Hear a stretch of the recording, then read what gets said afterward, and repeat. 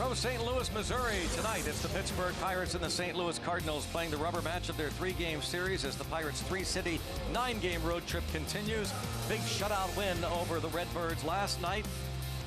As we take a look at the great Lou Brock, the all-time great stolen base leaders in Major League Baseball history, the Hall of Famer, and Greg Brown, along with a guy that really should be in the Hall of Fame, Bob Walk, along with Robbie Ince-Mikowski. I know you know that, Bob. This is the rubber match of the series, 2-0 shutout last night. And you give a lot of credit to Trevor Williams, obviously. He's been a part of, I think, 8 of those 14 shutouts. But how about the job the bullpen has done, really all year, but maybe in the last month and a half, 2 months? It really is incredible. I mean, we talk constantly now last month about this great pitching staff. But, you know, I go back and forth. What's the best thing about it? Well, is it the bullpen or the starters? Well, this bullpen is just incredible the way they can lock down the last half of the ball game. And with the addition of Kella being able to come in, and he's an absolute a great closer in his own right, to put him in that mix has just made it crazy. And I think one of the main things that they got to make sure they do this last month, keep all those guys healthy. Yeah, the last 3 innings you saw Santana, Kella, and Vasquez. But we go back to the middle of June, Lowe's whole team together. Those numbers for Kella include his time with the Texas Rangers, but there's the fantastic 5 there with Vasquez, Kella, Crick, Santana, and Rodriguez. Look at the opposition batting averages. 236 is the highest, and the strikeouts mixed in. They are a great bunch, and especially Rodriguez and Santana, to bring those guys in with guys on base. They don't let anybody score. And they're rookies, keep in mind. And tonight, Joe Musgrove, Big Joe, takes the hill to try and get the Pirates a win in the series. We'll talk Big Joe when we continue from St. Louis in a moment.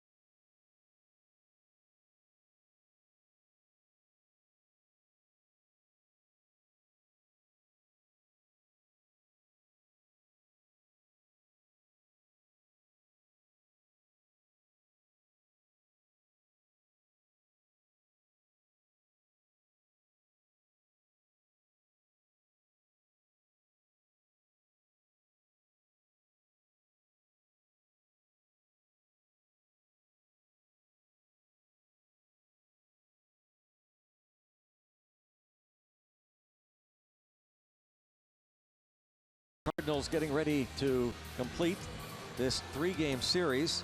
It is the rubber match, and Joe Musgrove takes the hill for the Pirates tonight. He'll be making his 16th start of the year. He's looking for win number 6. He's been pretty good. He's been very good, and as always, when he takes the hill, we're expecting a a good start where he goes deep in the ball game. You see there at the very bottom, and 6 of his last 9 starts, he's gone 7 or more innings, and that's you know, something that really is kind of uncommon nowadays, getting that kind of length consistently out of a starting pitcher like they're getting out of Musgrove. Well, Musgrove, last 9 starts, ERA under 3. Big Joe on the hill tonight against the St. Louis Cardinals, and we remember when he made the start against the St. Louis Cardinals, his first start as a Bucko, 7 shutout innings. Yeah, we had to wait a while to see him out on the mound this season, but right away you noticed, I mean, immediately he was something special. His command, his control, able to get all those strikeouts that night, and he's just been able to run with it now. And for the Cardinals, it's John Gant. He'll be making his 21st appearance, his 14th start of the year, and he's been awfully good. Yeah, he's pitched very well of late, and I know that you know, the Pirates have hit him pretty good, but you know, our offense has been struggling. I mean, that's just something that been very inconsistent. Picked it up a little bit, I think, on this road trip, but still, you know, those numbers don't make me feel very comfortable the way Gant has been pitching, especially against the Rockies. 7 innings, just 3 hits. So I don't know what's going to happen with us on offense, you know, which way we're going to go. Just can't take anything for granted right now. Well, the Pirates collected 10 hits last night, scored only a couple runs. Actually, a handful of guys have had a pretty good road trip. And we'll talk about those gentlemen when we continue.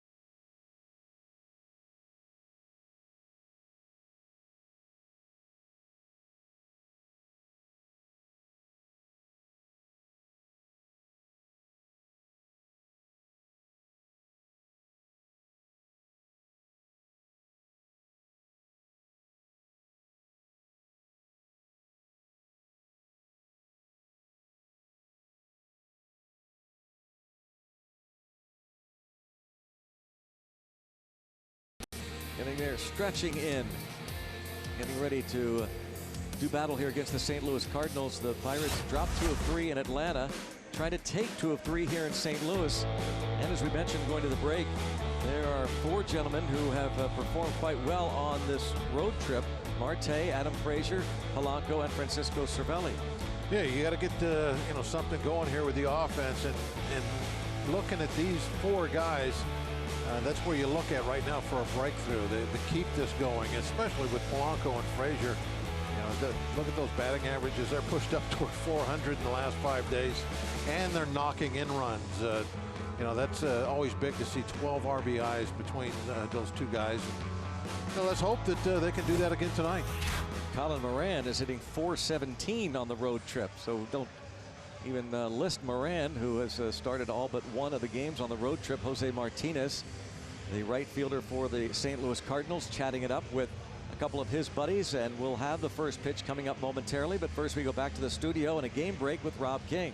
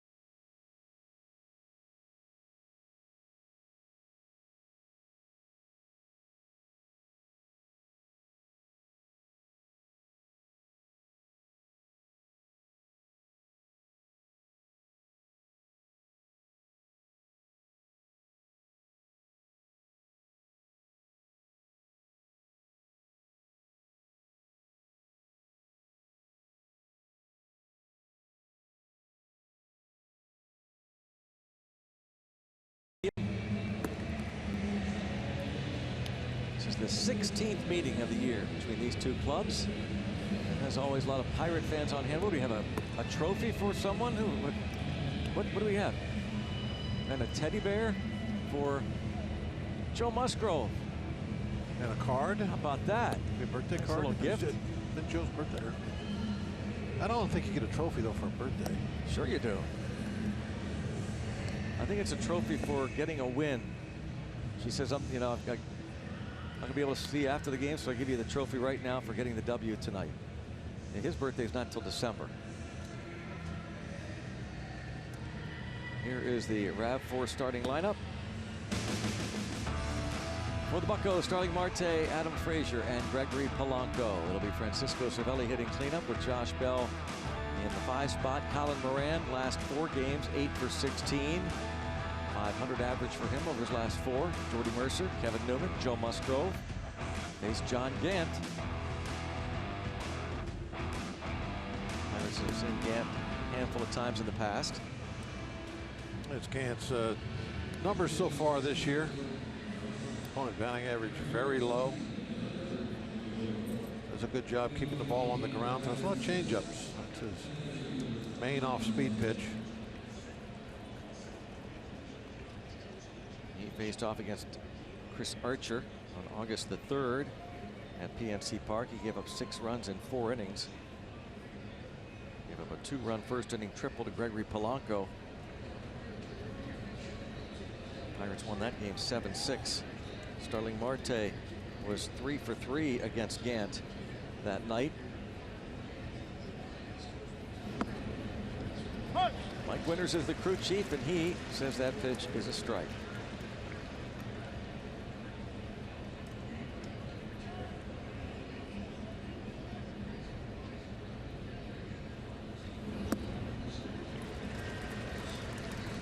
Off speed right there. There's Mike Winters. Curveball. Jansen Visconti at first. Tim Timmons at second. Alan Porter at third.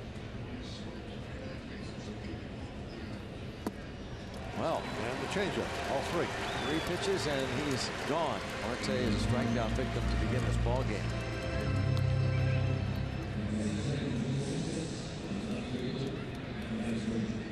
The Honda defense. Harrison Bader is in center. Tyler O'Neill, Jose Martinez on the corners. Matt Carpenter over to third base with Matt Adams at first. Paul DeYoung, Greg Garcia up the middle. Yadier Molina behind the plate. There's Matt Carpenter, who actually got sick during the game last night and was removed during an inning. It'd be interesting to see if the Cardinals do anything about that third base position with Jerko getting hurt going on the DL. Will they go out and add somebody? Well, they could certainly get somebody for the stretch run, but if they want him for the postseason eligible, they got to get it done between now and midnight tomorrow. There's a Jerko. The groin while hitting a ball off the fence first night in. Obviously, there's speculation that the Pirates in town, folks in St. Louis, were asking about David Freese, who was really popular here. Didn't see Freese in the dugout the last 2 nights, but he is in there tonight. Wonder about maybe a flu bug going around. And now Adam Frazier takes ball 3. There's a David Freese, Cardinals hero. Grew up here in St. Louis. And slapped foul. Adam Frazier 2 more hits last night. Yeah, the MVP of the 2011 National League Championship Series and World Series was David Freese. Come from behind win against the Texas Rangers to capture that World Series flag. A couple of Georgia natives here, John Gant and Adam Frazier, and the man from Athens walks against the native of Savannah. In fact, John Gant, who grew up a Braves fan and spent a little bit of time with the Atlanta Braves, was traded over to St. Louis in December of 2016, originally a 21st round pick of the Mets. The Braves got him in a deal involving Juan Uribe in July of 2015. And the following year, the Cardinals get him in the Jaime Garcia trade. The lefty for the Cardinals was traded to Atlanta, and he used to have the weirdest, funkiest windup. People wondered if there was a balk involved. He did remember that double toe tap thing he did, Bob, and the big dip, hesitation. He's cut that way back now with St. Louis. Ball 1 on Polanco.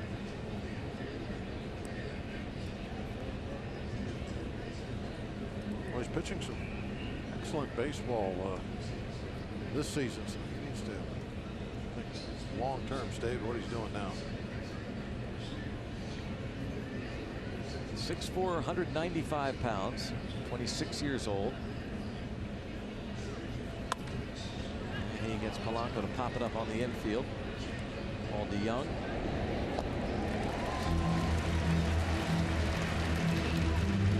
Two outs after the walk to Frazier. Polanco pops out.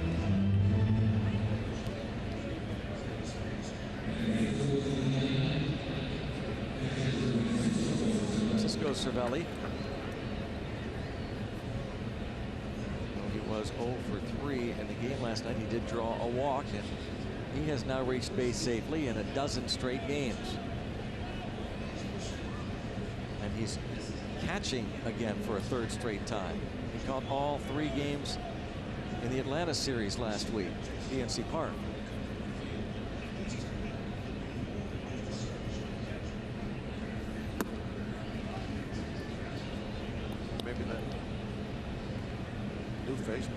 helmet. It's helping him a little bit. He has been hit with some foul tips. He's been able to shrug them off.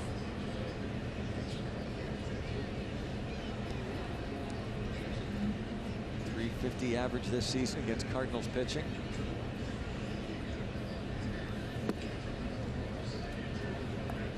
Borderline pitches going Cervelli's way.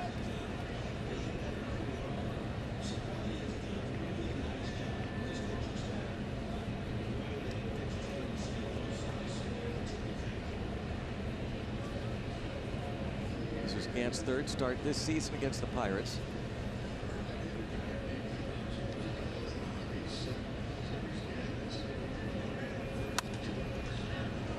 That'll be out of play.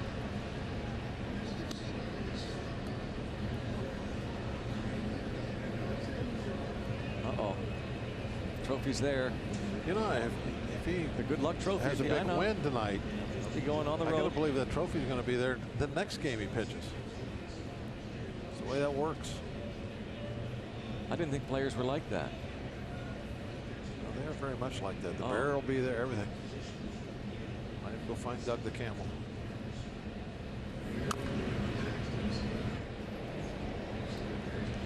Still 2-2 on Cervelli now, who's 2 for 6 in this series.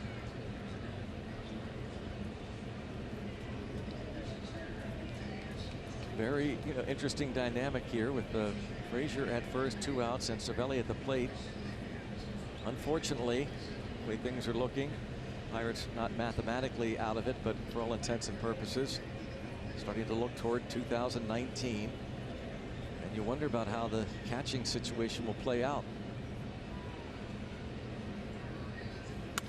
Line to left. Cervelli with 2 strikes, 2 outs. Has himself a hit, brings up Josh Bell.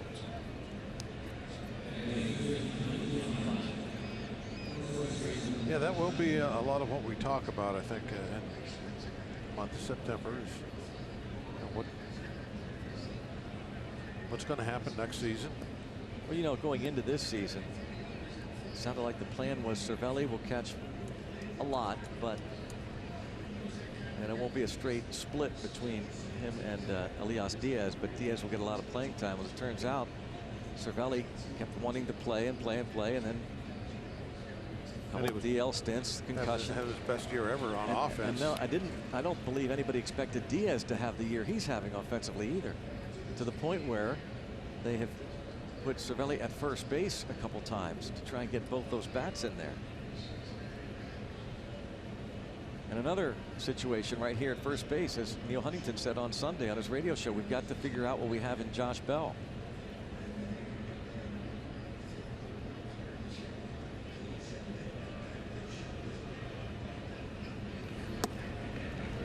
What?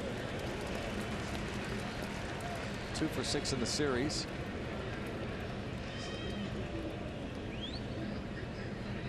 So you got Trevor Williams, huh? Yeah, the pitching staff, my main concern now is just make sure nobody gets hurt here going into the end of the season. Keep everybody healthy and bring them all back next year. Great pitching staff. Starters, bullpen. I don't know how you could ask for anything more the way they've gelled, especially over the last half of the season, really. Very consistent. It will be interesting when you get to spring training who the 5 starters going to be. You'll have Cole back healthy. Well, I'm guessing he's back. That's sounds like a big if. If he doesn't have to undergo Tommy John surgery, obviously. Fingers are crossed, knocking on wood, that he'll be able to avoid that. But you're right. If he is, then that's a good problem to have. What about Nick Kingham? Where does he fit in? Is Clay Holmes a part of it? How close is Mitch Keller? And you wonder about the way Stephen Brault's pitched out of the bullpen. Just what I was going to say. The way Brault's pitched the last couple of times in long relief, he's gone out there and just been fantastic. Is he kind of throwing his hat back out into that ring? So it's just a lot of great problems maybe in that pitching staff. A lot of guys doing a great job. Richard Rodriguez, Edgar Santana, part of that bullpen. But yeah, Stephen Brault, long relief that he has done recently. Very intriguing. 2-2 pitch. Kind of figured something out. Yeah. And it's hard not to want a lefty in a rotation that can pitch well, like Brault has in long relief recently.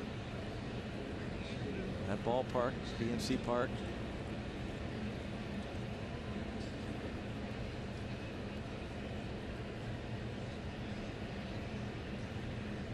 Still 2-2 on Bell.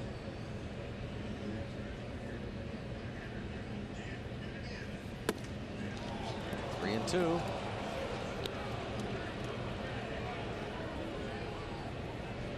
John Gant trying to get the final out. Colin Moran is on deck.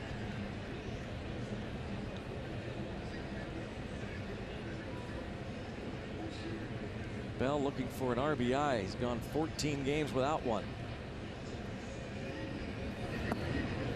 And he draws the walk, and another borderline pitch that goes the way of the Pirates to load the bases.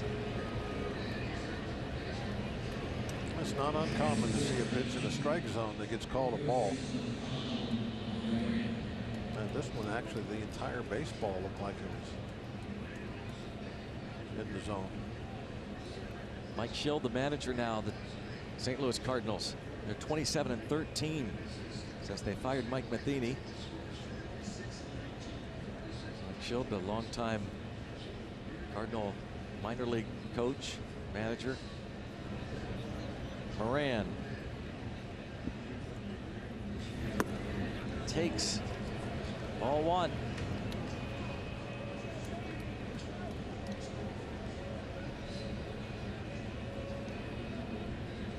Eight hits and 17 at bats on the road trip, a .471 average. It's kind of like yesterday's ball game, first inning. Michaelis had to throw, I think, 31 pitches to get out of the first. Pitch number 26 coming up here. 2-0. By the way, Moran's hitting .361 with men in scoring position since the 1st of July.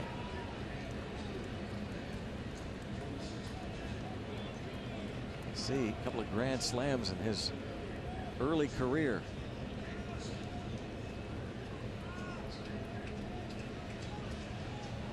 StatCast AI, powered by AWS, checking out the base runners.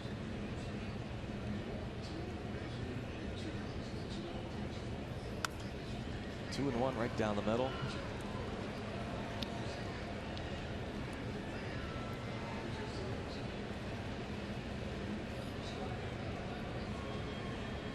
John Gant's last start was against the Colorado Rockies. He went 7 innings, 1 run on 3 hits. Looks like he's going to get 7 innings tonight. He's going to have to get very efficient with his pitch count, no matter what happens here, if he wants to complete 7. Another close pitch. 3-1.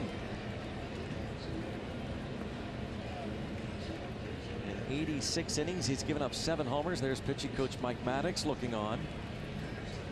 I don't know what his pitch splits are right now, but it seems to me, especially the last couple of hitters, he's afraid to throw the fastball. A lot of off-speed stuff, change up, and not a lot of confidence. Another change up. All this work the Pirates have done here to build up a bases loaded situation. How will it end? It's up to Colin Moran, John Gant. Will the Pirates score? Does the inning continue, or does Gant get out of it with his 30th pitch of the inning?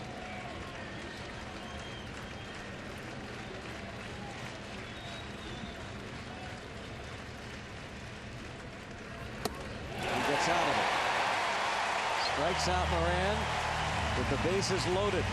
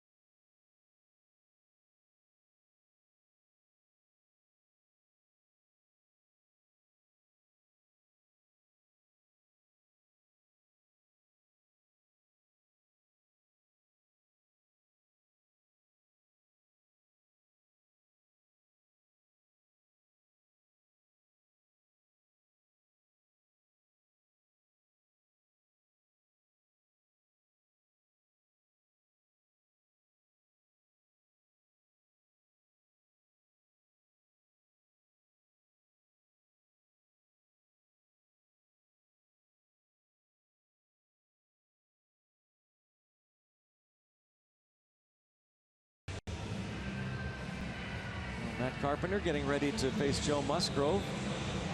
Mike Schild, manager of the Cardinals, puts this lineup out there. Yadier Molina follows. Jose Martinez hitting .371 in the month of August. Matt Adams gets the start at first base. Tyler O'Neill is in left. Paul DeYoung, the shortstop. Left-handed hitting Greg Garcia at second base. Harrison Bader in center, and John Gant will be on the mound, or is on the mound, and Joe Musgrove takes the hill. There's Joe's numbers on the season. Not too shabby at all.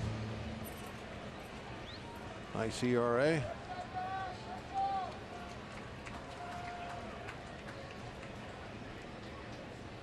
He went 4 innings against the Brewers on this road trip. Gave up 4 first-inning runs and then settled down and said he was kind of surprised that he was not able to continue. He was lifted for a pinch hitter. Be interested to see how they work Carpenter here, Greg. See if they throw him up.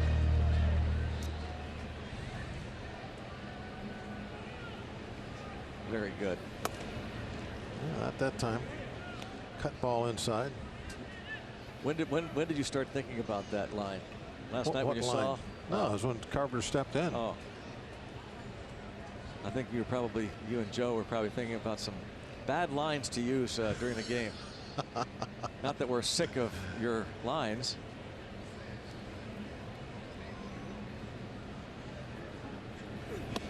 And yeah, Joe Musgrove, yeah. See? What did he do there? He threw him up.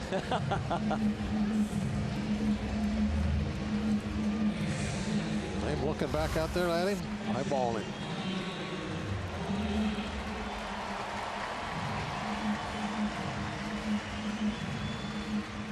That's where Cervelli wanted it.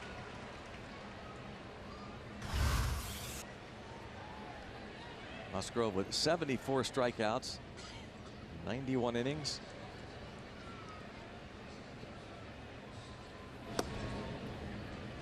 Molina, a couple of hits in the 8 at-bats in the series.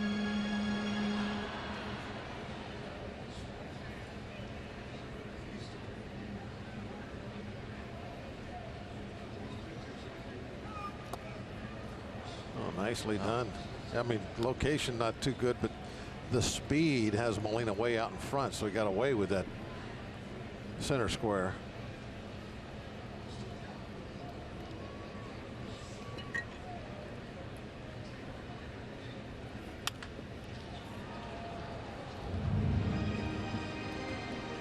Still 0-2 as it bounces foul past third. And his Pirates debut, Started the year on the disabled list, but his debut came May 25th against these Cardinals. 7 innings. No runs, 5 hits, did not walk a man, struck out 7. To right and right to Polanco.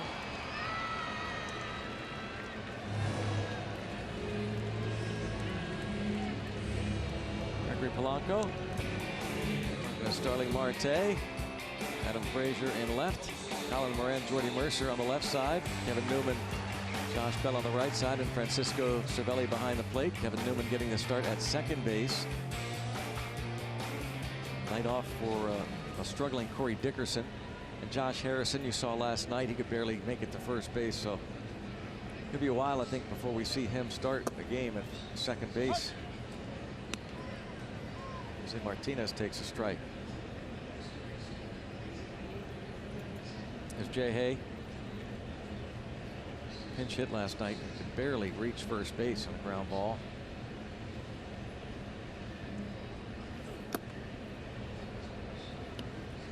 Couple of strikes on Martinez. Homered in the opening game of the series. A couple of pitches right here early on where Joe's gone right down the middle.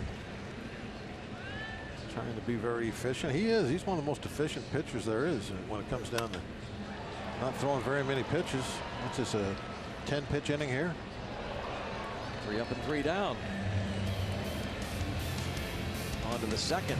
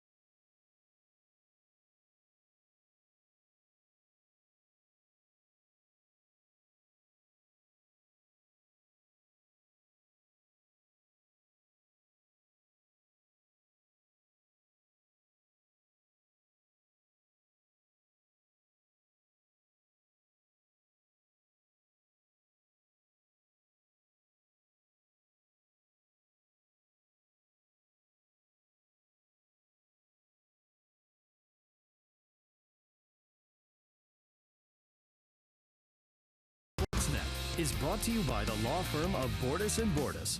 Bordas & Bordas, fighting for justice. Let's go Bucks! To the second. 0-0. Pirates Cardinals. Bucks will be on to Atlanta tonight. Be headed home. Adam Frazier.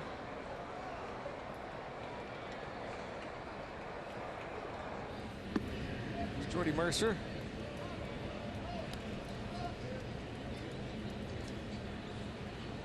Mercer returning from the disabled list yesterday and started at short and was 1 for 4, doubled and scored in the 2-run 5th. He was able to shoot that left center field gap. It's like Hader's kind of shading that way tonight. Couple steps.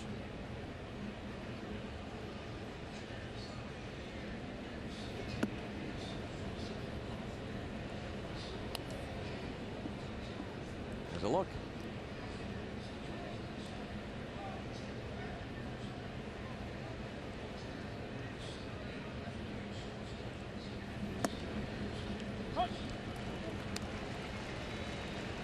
Gant walked a pair, gave up a hit, but also struck out a pair, including Colin Moran with the bases loaded.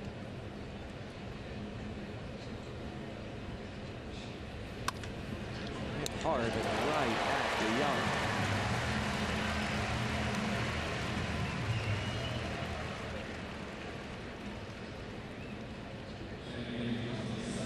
Paul DeYoung makes the play on the line drive off the bat of Mercer.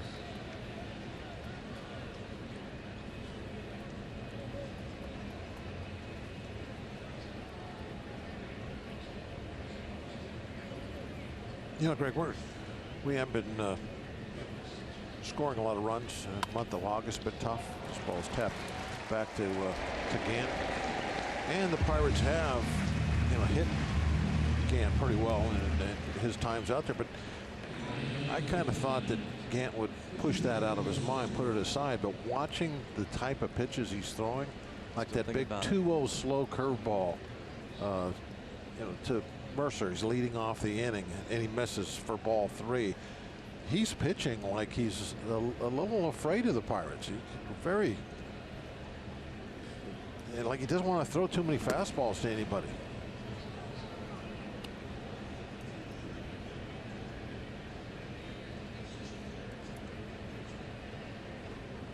And a couple of walks in that first inning.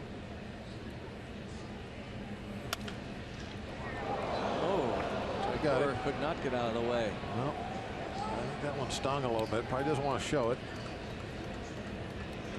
it. Didn't exactly jump over and grab the ball, so he wants to just stay there. And that one hit him good.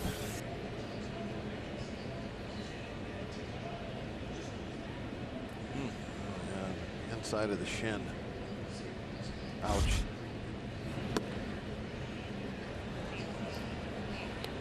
Joe Musgrove out there with the regulars, taking his turn in batting practice tonight before the game. He and Archer. Archer was out there also. Part of his group. Taking batting practice on the field. How about that? 2-1 breaking ball. Yeah. I mean, even the Musgrove, he threw him a fastball, and Cora almost lost his leg. So maybe. And a changeup now. He slips out of the box, Musgrove, so Gant will retire him on his own. First base, pitcher unassisted. Pirates go down in order, 0-0 after 1.5 in St. Louis.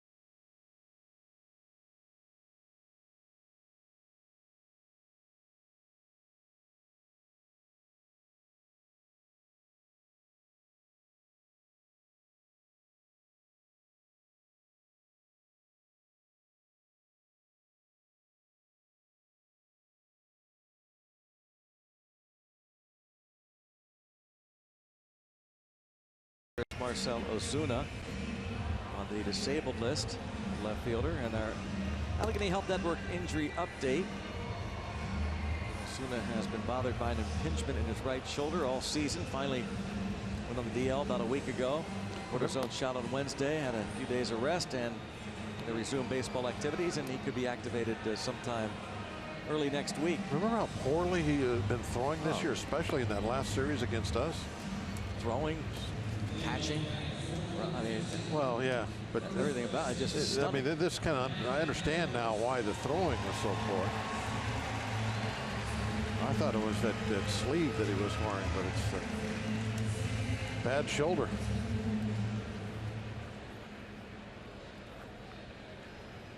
Milton Wong. They've had their also share on of the injuries DL. this year, the Cardinals.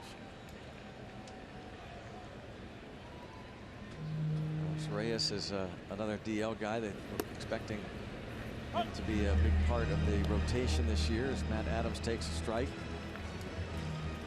Wainwright. Adam Wainwright.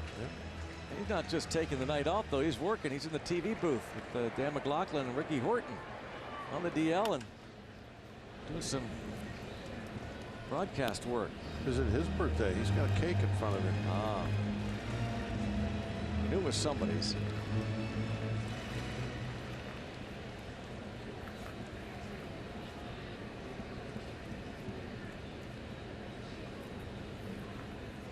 Wainwright is celebrating a birthday tonight as this ball's hit in the air to left. And Adams is the first out here in the second. So Waino, they hope to have him back sometime in the next couple weeks. Maybe Walker. make some starts. Michael Walker, He's on the DL. Wainwright's 37 today.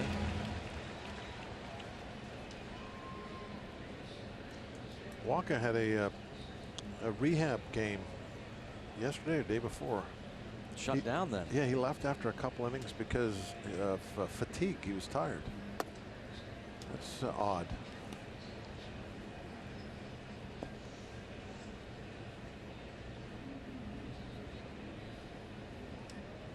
Walker's back there. And Miles Michaelis. Might be a little flu bug or something going through that clubhouse. Walker unable to pitch his game in the minor leagues on the rehab assignment. Tyler O'Neill strikes out on 3 pitches. Second K for Joe Musgrove. Joe's looking good. You know, Joe has not thrown a ball yet. 16 pitches, 16 strikes. And any pitch out of the zone they're swinging at. When will be his first ball one? Can he get through all two? There. Can he? Oh, nice. See, that's what happens when you're throwing strikes. They give you pitches like that. Can he get through this inning, Greg? 2 innings without throwing Sure, ball why one? not? Line to right. He did it. How about that? Nothing but strikes for Big Joe.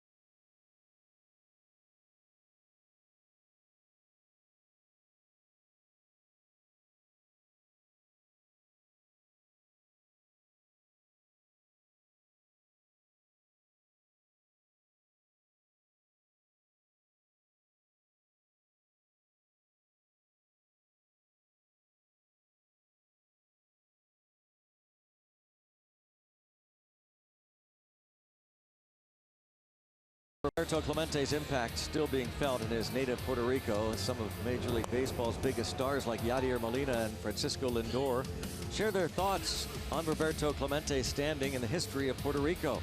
That story plus top plays and more debuting this Saturday after Pirates postgame. Puerto Rican native Joey Cora, Pirates third base coach.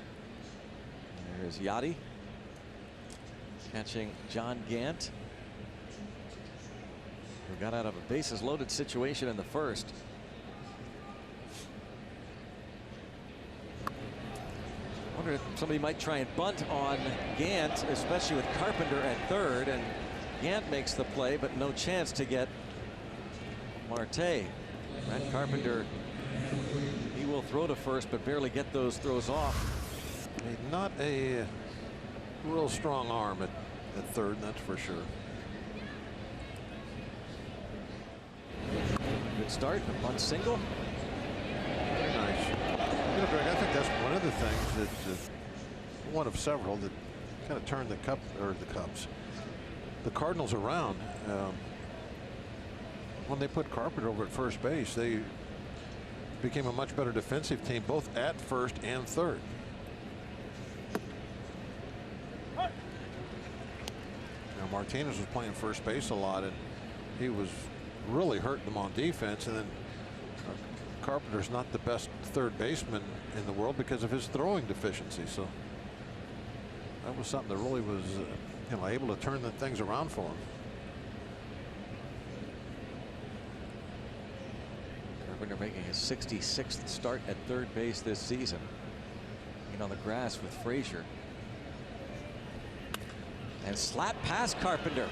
Adam Frazier slaps it past the third baseman. Nice job by Tyler O'Neill to get to that ball quickly. There are not many left fielders that could hold Marte at first, or at second base. You know what? I wasn't really paying attention. He had to have been playing that way. Man, did he get to this ball quickly. Not only did he cut it off from getting down into the corner, but where he cut it off was so close to third. Marte had certainly thoughts about it. Yeah, normally, I mean, you would expect Marte to go to third base on a ball like that about 95% of the time. No chance there. Frazier on base for a second straight time tonight. Here's Gregory Polanco. I like Frazier too, going the other way in that scenario.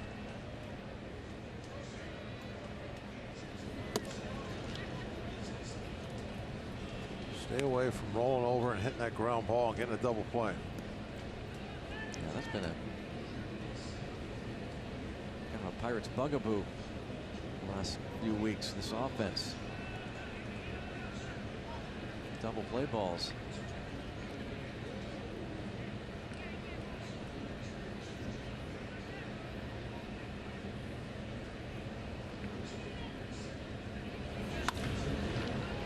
In the air to O'Neill. Yeah, same thing there with Polanco. He's trying to go the other way.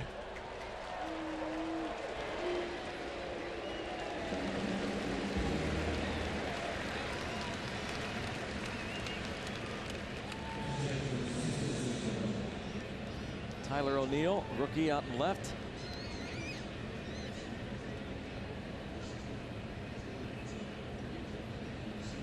Stanley Marte impressed by the arm. Says, yeah. No way, I'm going with that arm.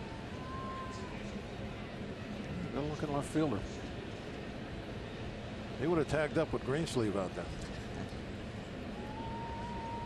Well, he'd have probably already been at third. Yeah.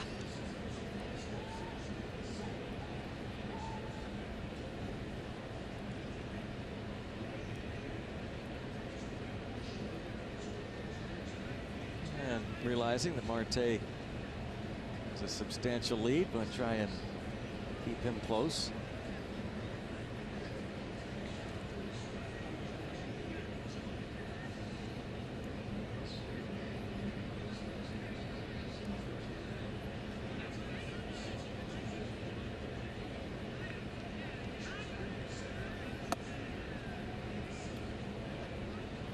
Ball one on Cervelli.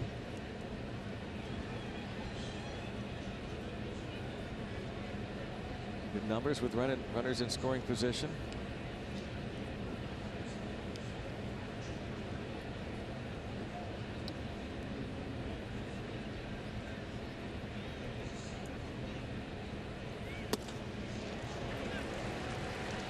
Pretty good placement of that fastball.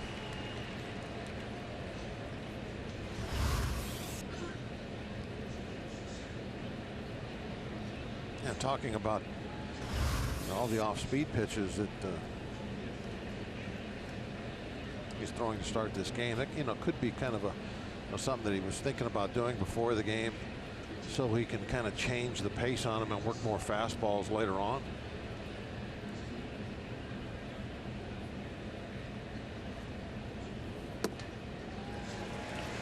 Two fastballs in a row here. He threw 10 or 11 changeups just in that first inning. 11, I believe.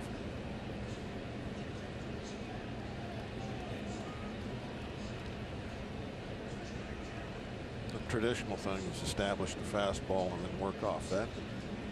Maybe he's doing a little backwards tonight.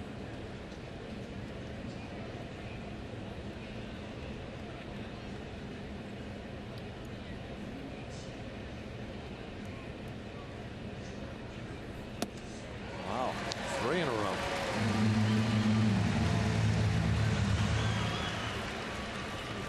Francisco might have got caught, maybe not looking breaking ball or off speed for that changeup, but certainly it was in the back of his mind enough that couldn't foul off those fastballs.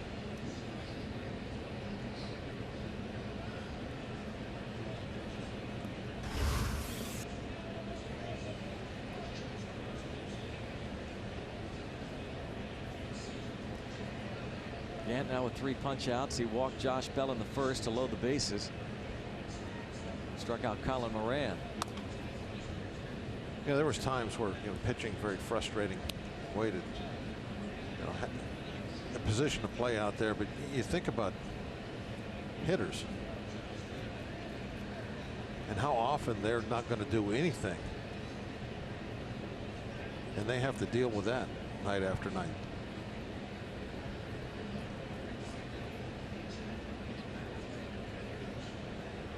Obviously, the good guys are getting 3 hits and 10 at-bats. So most of the time, they're going back to that dugout with that look on their face like Francisco had. You're just talking to yourself, shaking your head. Boy, Gant really upset with that pitch. He is storming off that mound. He's the other one now he's going to be frustrated.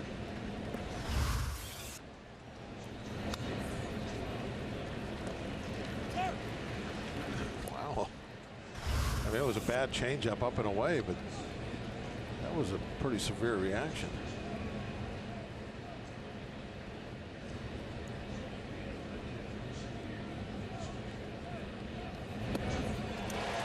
And he gets the strikeout. Fastball. Well, Pirates have left 5 men on through the first 3 innings.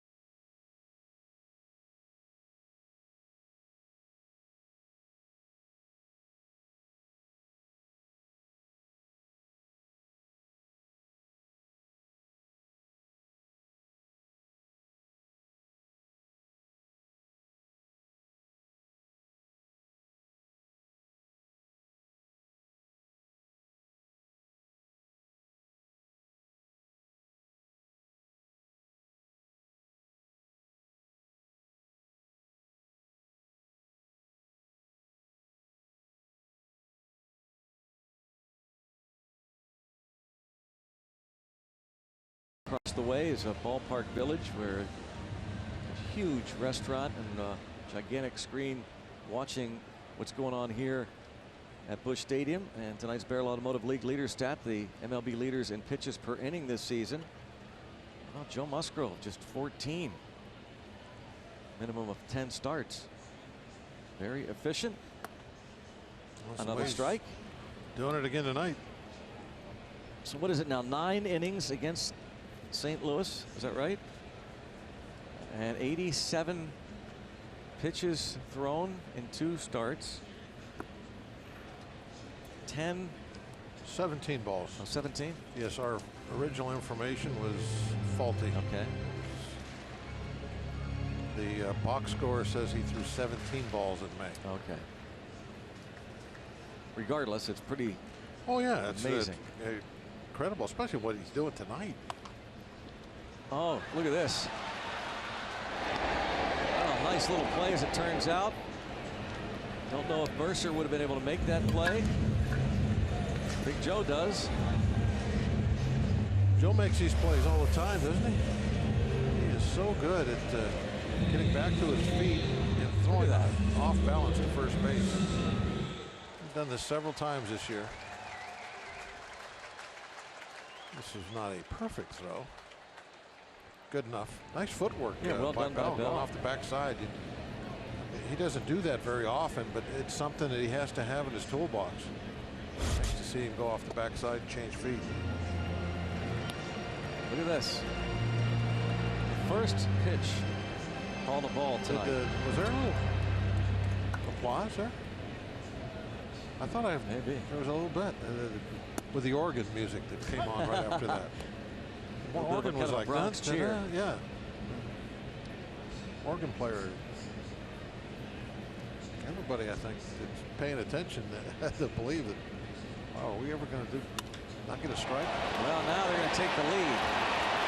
That's a bomb by Bader. His 10th 1-0 St. Louis.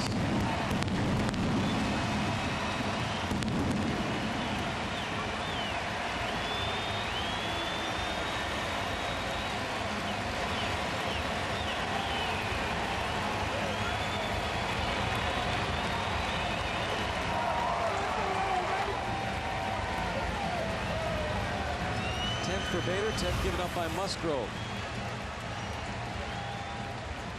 Another strike. That one center of the plate.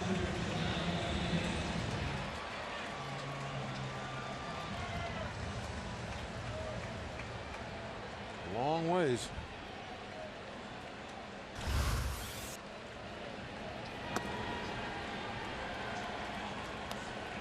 Now does not get that call. Ball 1.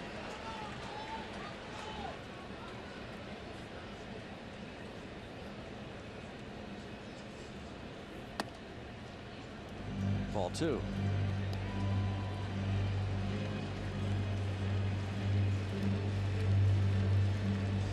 The pitcher John Gant.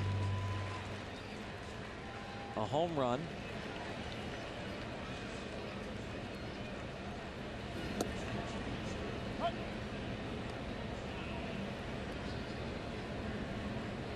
Bader.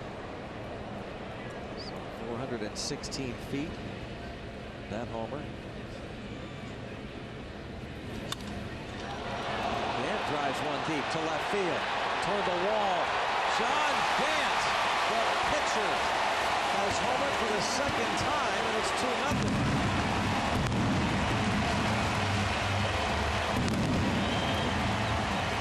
Didn't like it when it came off the bat. It had that sound. Wood had a chance.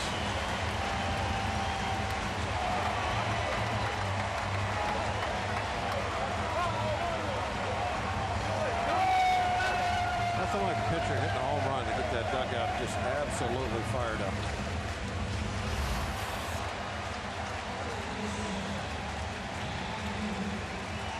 He kind of took off out of that batter's box. He's thinking he hit a double. His first career homer was off Gio Gonzalez of the Washington Nationals on August the 14th. Are you telling me, or Maybe it was Joe last night, or Lorenzen hit his 4th yesterday. Yep. Michael Lorenzen of the Reds. And he's not even a starting right pitcher. At least 2 of his home runs are pinch hitting. John Gant follows the Bader homer with one of his own, and it is 2-0 St. Louis.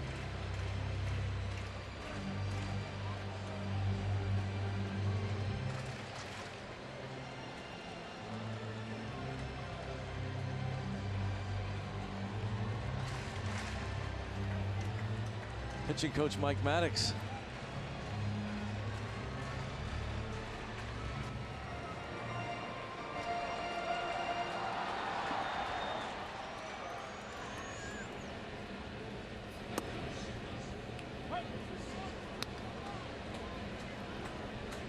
Well, Musgrove rolling along, bring all those strikes, getting quick outs, and then Bader jumped on him, and Gant, the pitcher, homers. And now it's 3-1 on Carpenter.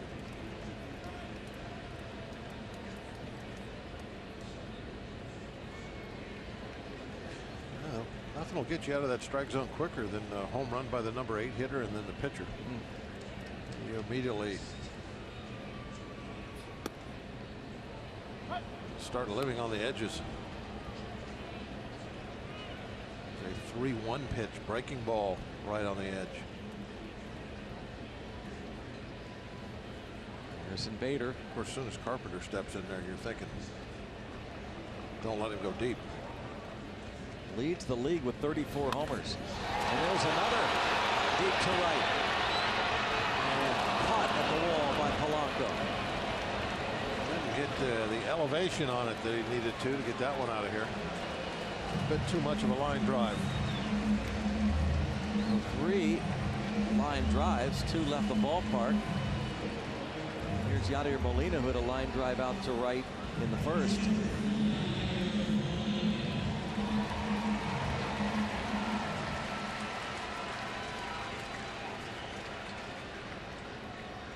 Joe taking a little moment there to think.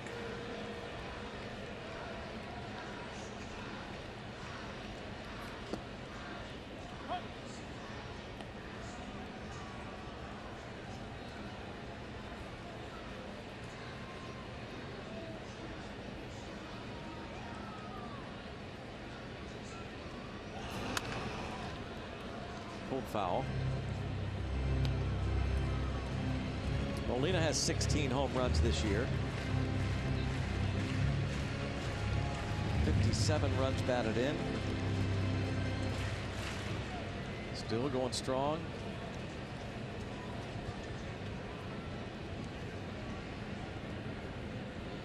Yeah, we're talking about all the injuries they had. Molina's missed a bunch of time this year.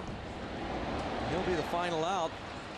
The inning started with a 1-3 put out, but then it was Harrison Bader and John Gant, the pitcher, with homers.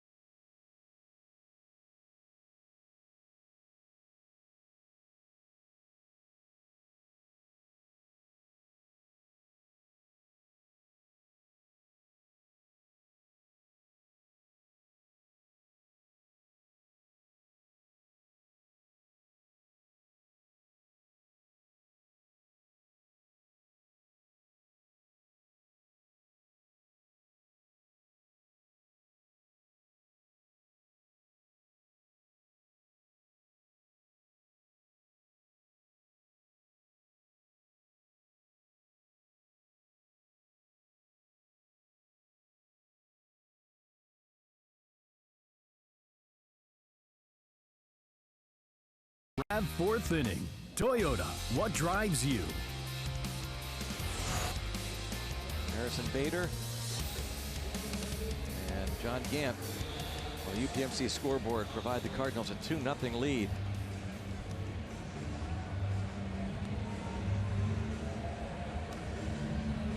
How will he react? Just going to ask you that question. How hyped up, hard to, has to be really hard to come down from that incredible high. You know, that was probably I'm going to guess what Maddox was talking to him about. We saw him over there and saying, hey, great, you hit a home run. Everybody jumped around, slapping you on your back is a great thing. But now turn the page, get rid of that, get back focused.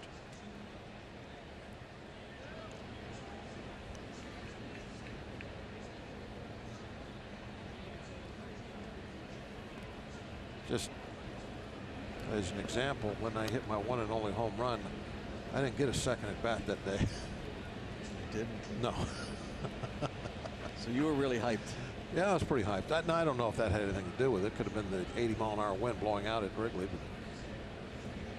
But both the reason I hit a home run and that I didn't stick around long. But I have that personal recollection about how difficult it is to put that behind you. You do something out there on offense and you can't let it bleed over now. Just like as a well, it's kind of like when a defender, if a guy doesn't perform well offensively, he can't take that. He can't take it out on the field. Yeah. And again, this is it's a shame, Bob, but American League pitchers don't have to worry about that kind of thing. Yeah, it's something that they don't have to deal with, that's for sure. Yeah. Line to left, going to carry out to O'Neill. It could be vice versa too. Let's say you're in a tough pitcher's duel, and you get first and third, and nobody out. You go up there, you try to bunt them over, you fail at it, and then the next guy hits into a double play, and the inning's over. You walk out there thinking, "Wow, that was our shot," and I messed it up. I couldn't do my job. That can get on your mind too, not just the good stuff.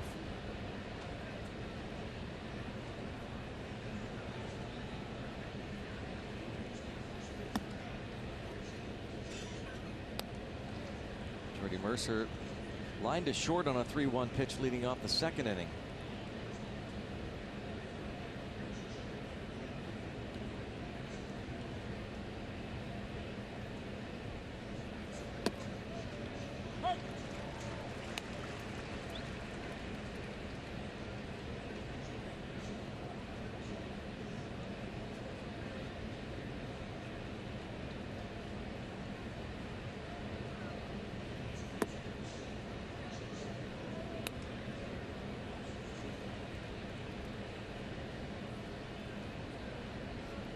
Again, his 14th start this season, 21st appearance.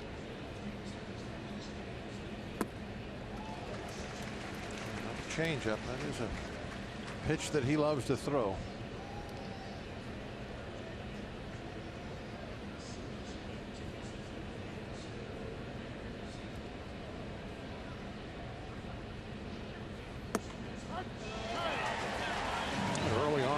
Getting any calls?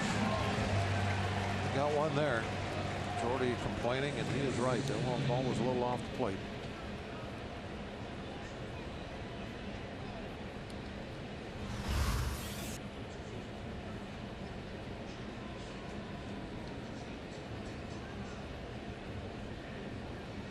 The reason he got that is Molina was sitting right on the edge, and that's where the ball was. Makes it look much more like a strike. Heard Jordy Mercer walk away saying, nope, not a strike, Mike. Jordy, you're right, it wasn't. That's typical Jordy, I think, argument. Yeah. He just, matter of fact, says what it is, moves on.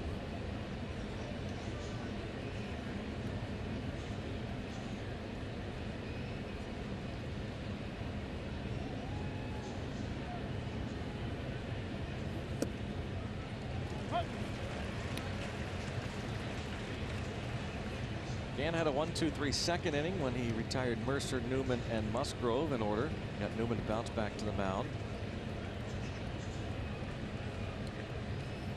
He gets Newman looking here. Now he has 6 strikeouts, and he has a 2-0 lead heading to the bottom of the 4th.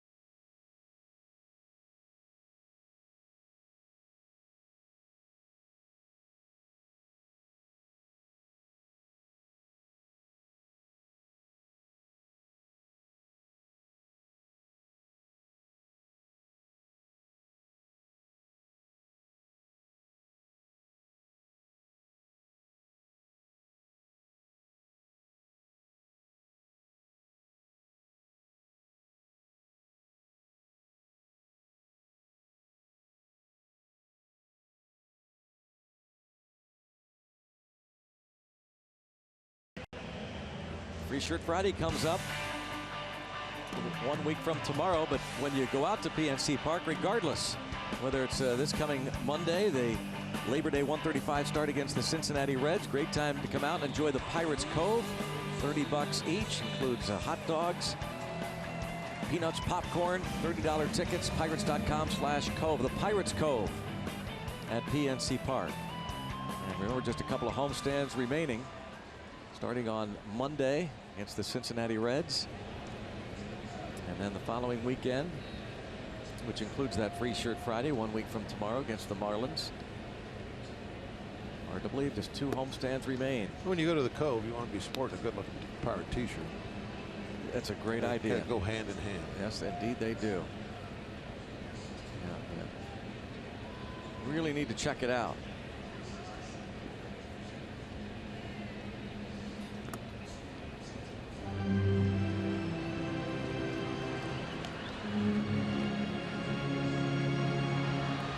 Two balls, no strikes.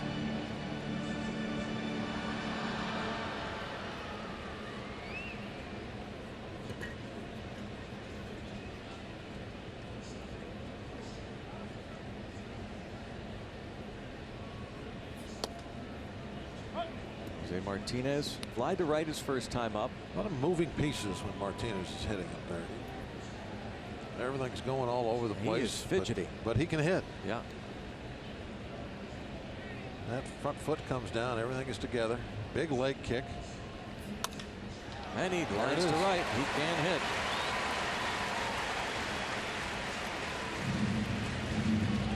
It's like one of those, see a little dance he did there. Oh, yeah. It's like one of those pitchers with all the crazy windup. Yeah.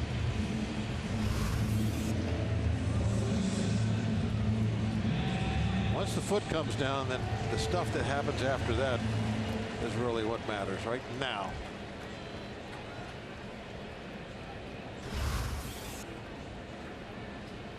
Just like pitching, same thing.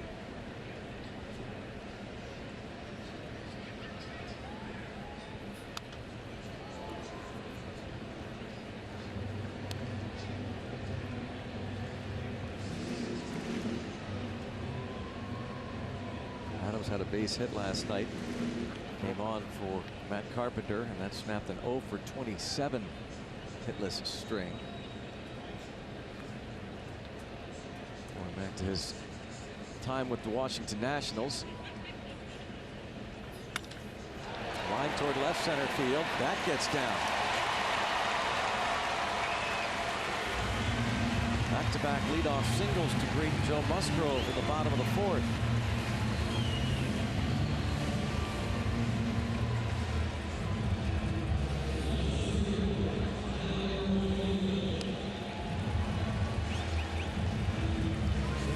I see some moving around in the Pirate bullpen. I don't know if the phones rang or if just some guys anticipating that and starting to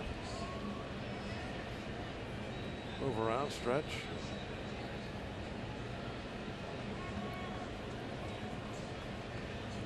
Tyler O'Neill.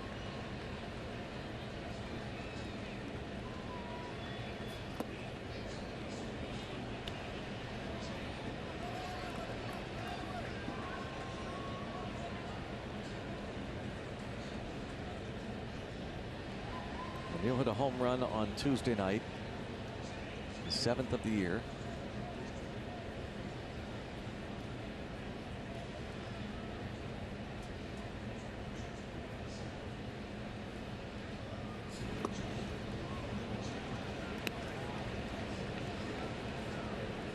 Joe got away with one there. Hung that breaking ball, but O'Neill out in front of it. O'Neill trying to avoid striking out again. Struck out his last 3 times to the plate last night, and his first time tonight. Struck out his last 2 at bats the opening game of the series, and he singles on an 0-2 pitch to load them up in trouble big time here in the fourth. He definitely had him set up for another strikeout. I mean, O'Neill, that's one of his problems is as with a lot of youngsters, they will swing at a lot of balls out of the strike zone, and that curveball didn't get down out of the zone where he wanted it. I'm sure 0-2, he would have loved to have that maybe shoot top high at most. See if he could get a chase and a swing and a miss.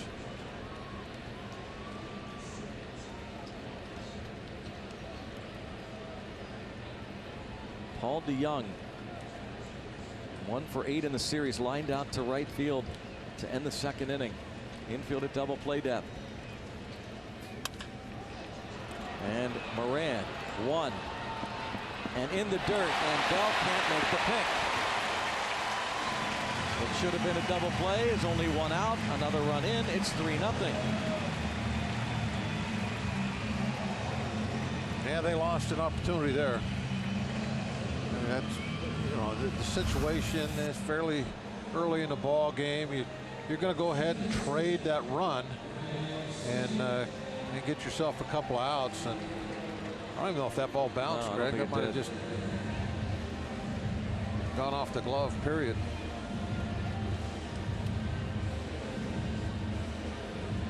Yeah, it didn't bounce.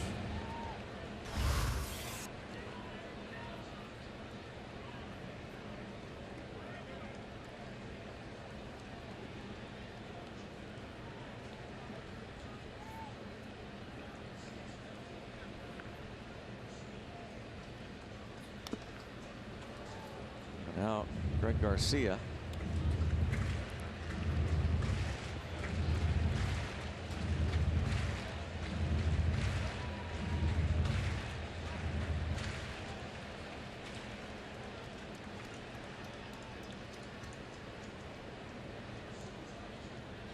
Another shot at a double play ball.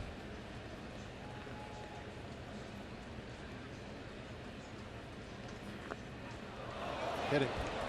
And they will. That's a swing. Oh. According to the third base umpire, Alan Porter, Garcia can't believe it. Mike Winters checked with the third base umpire, and he said no, he offered. And out comes Mike Schild. If you swing at it, then or try to bunt it, it doesn't matter if it hits you or not. Back.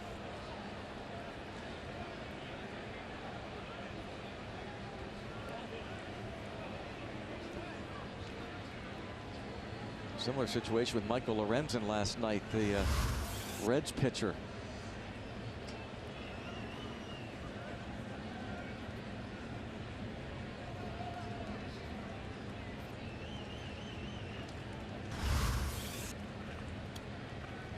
Garcia back to the batter's box. 0-2 now.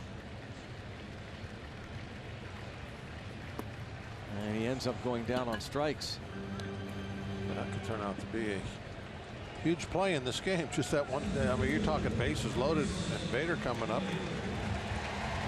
And now two outs with Vader coming to the plate. So a run in.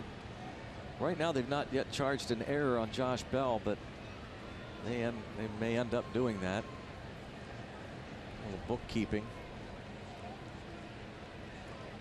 Bell not able to catch the throw as Bader swings and misses. Bader hit the home run in the third.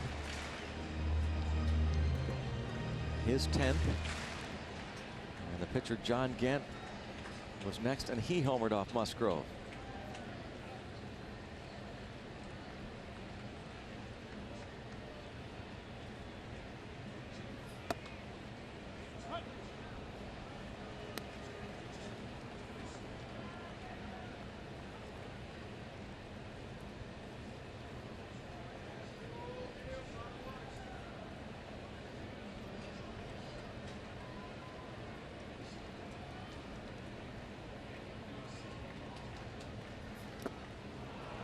Gets him. They score the run. And they lead 3-0 heading to the 5th.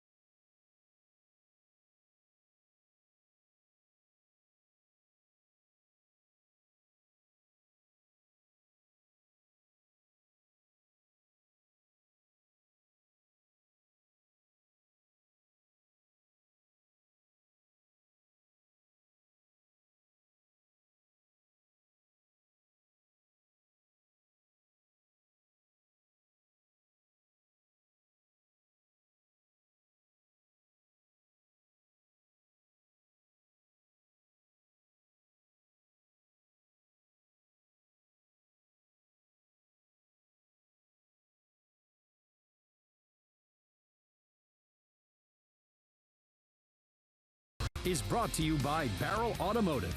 Check out barreltires.com and never overpay for tires again. And by Allegheny Health Network, official medical provider of the Pittsburgh Pirates and fans like you. Let's go Bucks! 3-0 ball game in favor now of the St. Louis Cardinals.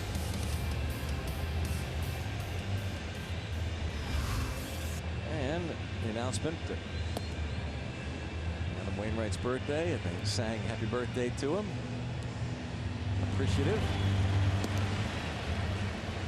Currently on the disabled list, but hopes to contribute in September. Cardinals looking for another postseason run. Joe Musgrove leads off against John Gant.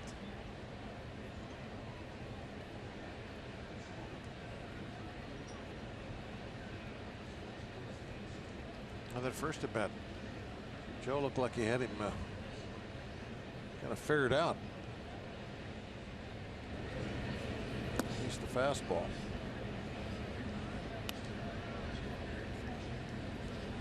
Gant homered off of him. You know he wants to do something against Gant. It's the inning. Started with a base runner.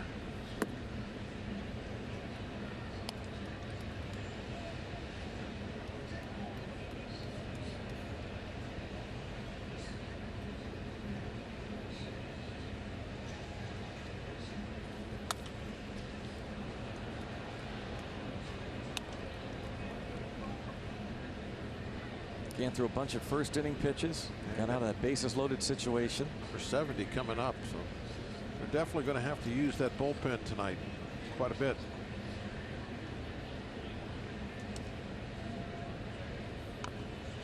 Tries to drop a bunt down for a hit.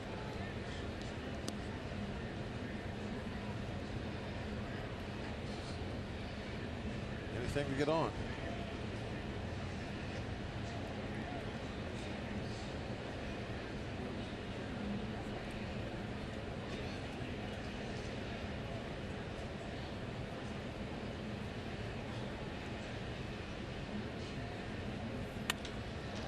Deep to left field.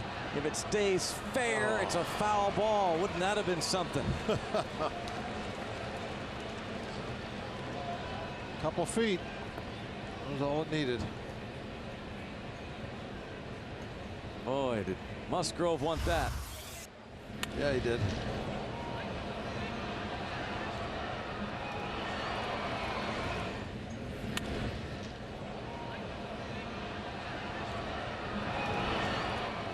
Fist action there. He knew he had it, but just needed it to be. Ooh, takes ball fair. 3. All right, it's well 3 and 2.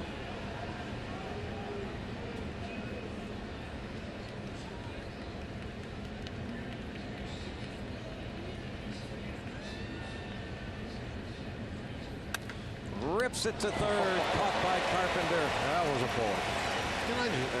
I brought it up before, but I think one of the other things that kind of neat about Joe, he goes up there with no batting gloves.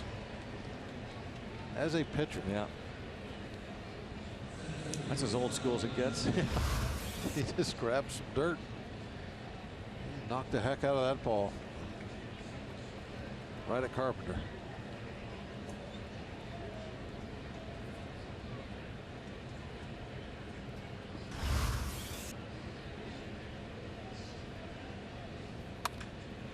And bounced. Oh, how about that slick play by Matt Adams? That ball was hit hard.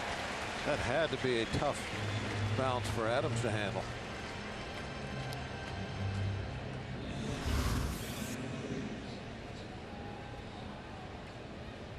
Came up on him. He was able to make the adjustment, get the out.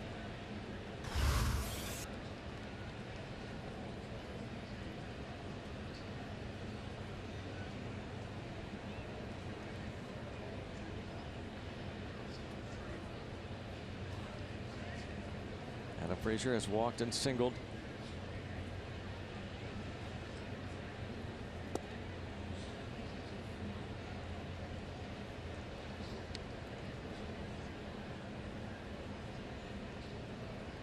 .26 years old from Athens, Georgia. About 72 miles northeast of Atlanta. That's where the Pirates are headed. After the game tonight, they go down and take on the Braves for 3 starting tomorrow night. Braves, by the way, are hosting the Cubs makeup game, and Cubs lead that 3-0. Cubs lead the Cardinals in the National League Central by 4.5 games. Cardinals and Brewers have the top 2 spots in the wild card.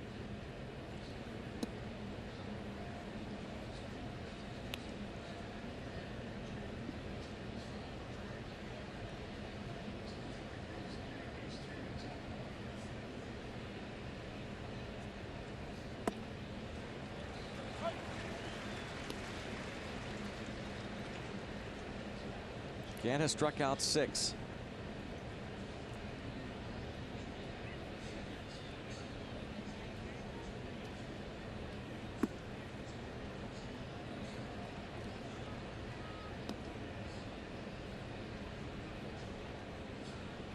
A lot of Season pitches high tonight. 7, by the way. 7 strikeouts, back-to-back games in May. Pitch number 80. And to left, and O'Neill is there. 2 lineouts tonight against Gant. He retires the side in order. Halfway mark, 3-0 Cards.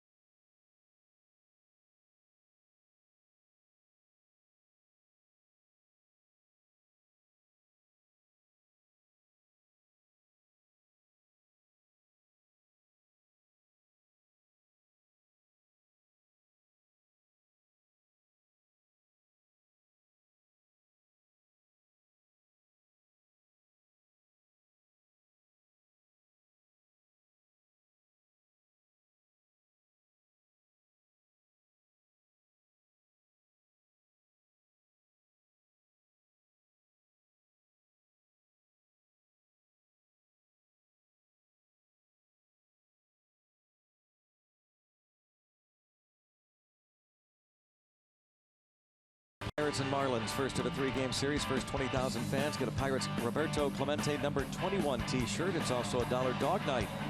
All thanks to Sugardale. Go to pirates.com/free shirt Fridays. 1 week from tomorrow. Joe Musgrove back to work, faces John Gant, who hit the home run off him in the 3rd.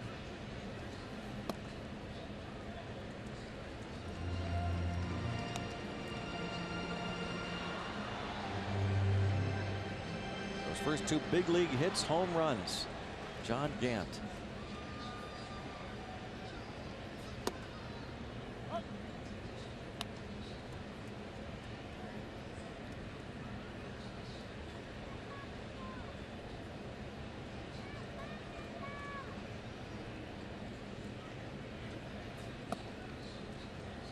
Two and one. It's kind of all or nothing, isn't it? Yeah. So far. Hitting 080 with 2 home runs.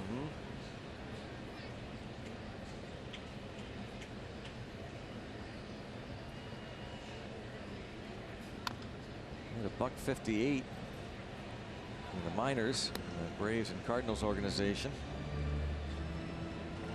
No relation to Ron Gant, former Brave and Cardinal. But big swings like Ron.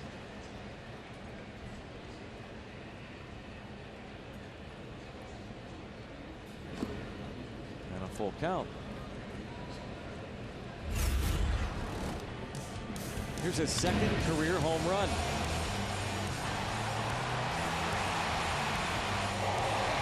Following the Bader dinger in the 3rd.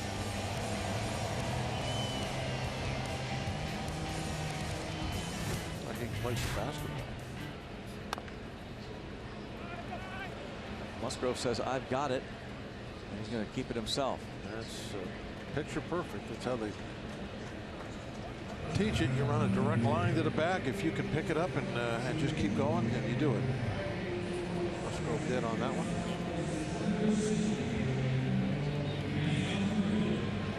When Hurdle was asked about his between starts regiment, and with last year spending much of the season as a reliever. Began last year with the Astros as a starter, made 15 starts, finished up out of the bullpen, and Pirates manager talked about his running work, called it old school running work. Workout routine, and said that when the Pirates can, they give him an extra day's rest. He thinks that has helped.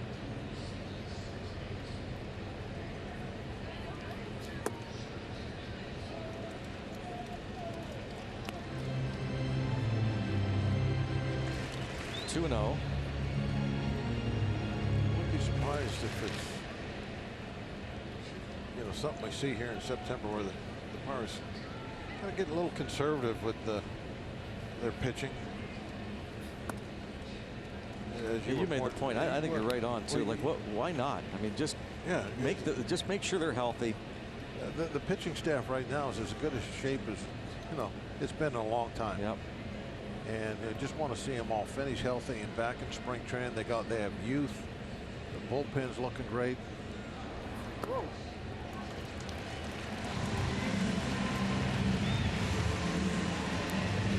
Carpenter. Carpenter walked twice last night. Look at that. They were not going to throw him a strike. Williams put him on both times he faced him before he got sick and had to leave the game.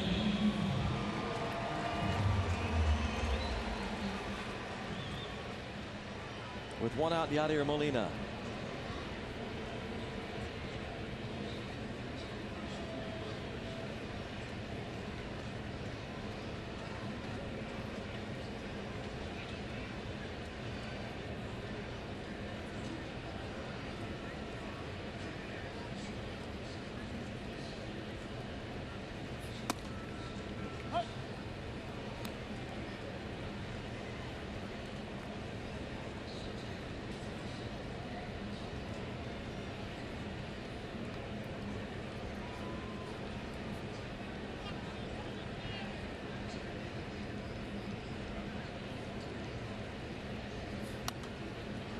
Now back.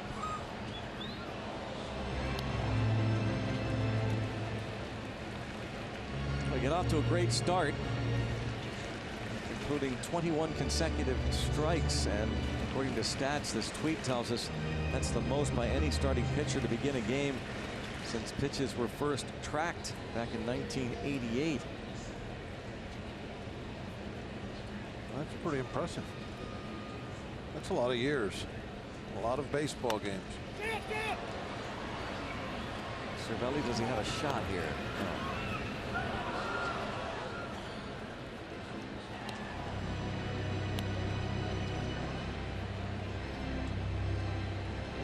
So a heck of a start for Musgrove. All those strikes. Unfortunately, he's trailing 3-0.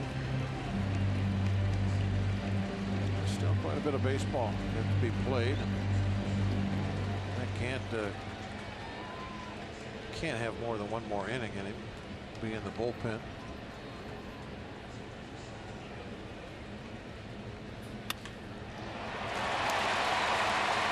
Line past Moran into the corner. And Akenda will hold Carpenter at third on the double by Molina. Molina hits a ton of balls down that left field line, doesn't he? He's hit several just foul tonight down that line. This one he's able to keep fair. Actually, that was fair by quite a bit. On the replay. I guess we've kind of discussed this in the past briefly, but I know the numbers are what they are. But because Moran has such little range at third, I wonder if the Pirates would ever consider having him play much closer to the bag. It seems as though, and again, we don't have the numbers right now in front of us. It just seems as though there are a lot of balls that get between Moran and the third base bag for doubles. Here's Jose Martinez. He takes ball one. Oh, every single thing is tracked and looked at nowadays, so I'm sure they have that info, reason for it, info in front of him, and he plays where he plays because that's where they want him to play. Seems like he's a lot of balls hit between him and third.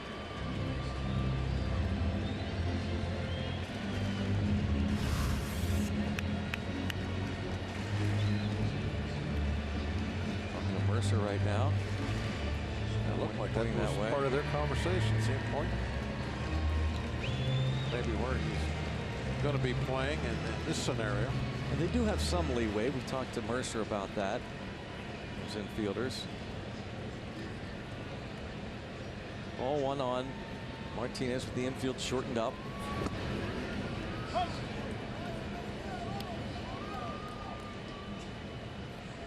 Musgrove trying to get out of this jam.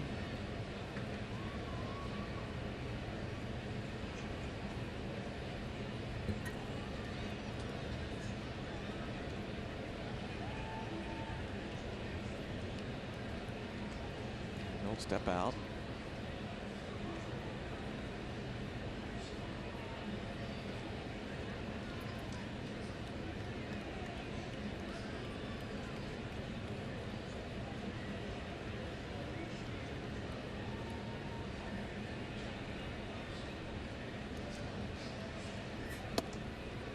Two and one.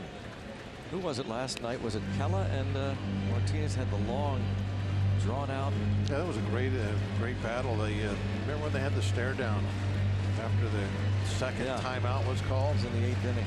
It was kind of a neat thing. And then he threw a fastball up under his chin.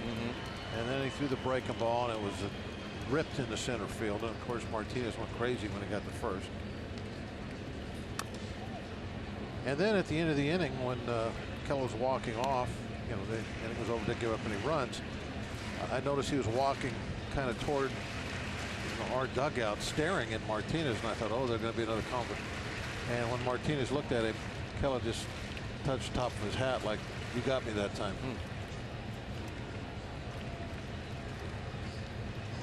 But that was a fun battle to watch. I thought that was really kind of neat when after the stare down, the next pitch was fastball up and in. And of course, you know, Martinez, he didn't give an inch. The next pitch was a line drive to center. And those are the battles you like to watch. And then, you know, I thought the Keller thing was like, okay, well done. There'll be another time. See you down the road. There'll be another time. There's Keone Kela. Did not want to confirm that he's now the 8th inning guy. Talking to him earlier today. He made a good point. He said we'll just continue to go along here and sort things out for next season. Chopper over the head of the third baseman Moran, and this will score a couple. And Martinez heads to second. Good strong throw, and he will be out. He'll have a 2-run single as Newman applies the tag. Frazier guns it that way, and the Cardinals now lead 5-0. Well, we were talking earlier about it was Frazier that we were talking about. Got to the line real quick to make the throw to second base. Oh, it was O'Neill. Yeah, that's right. Well, this is another example of that. You know, this ball is hit down the line, not hit all that hard, and Frazier all over this ball very quickly, almost before it got off the grass. And a nice strike in the air, and Martinez is out by a mile.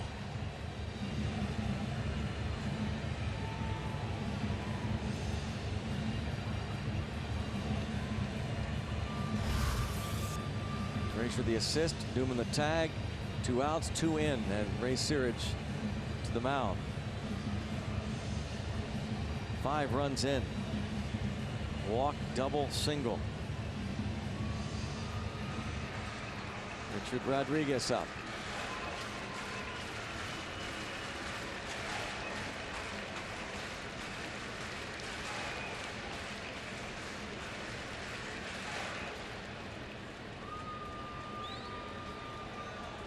John Gant pitching shutout baseball and has homered in this game, the Cardinal pitcher.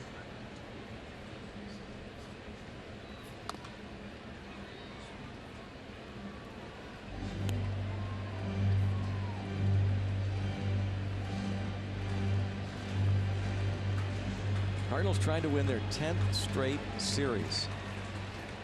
A remarkable run.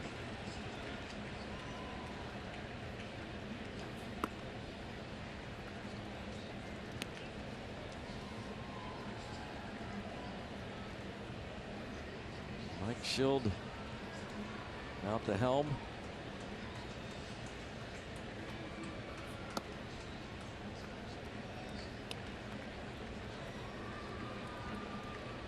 Two and one on Adams, singled in the 4th. Molina doubled, set the stage for this 2 spot. Line drive deep to right. Foul.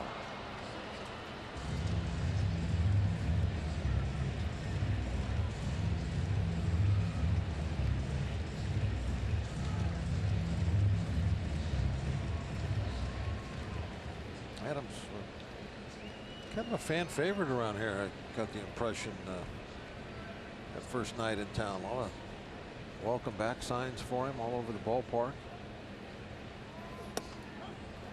Musgrove gets him looking. Puts him away with that fastball. Definitely on the plate. 5-0 Cardinals.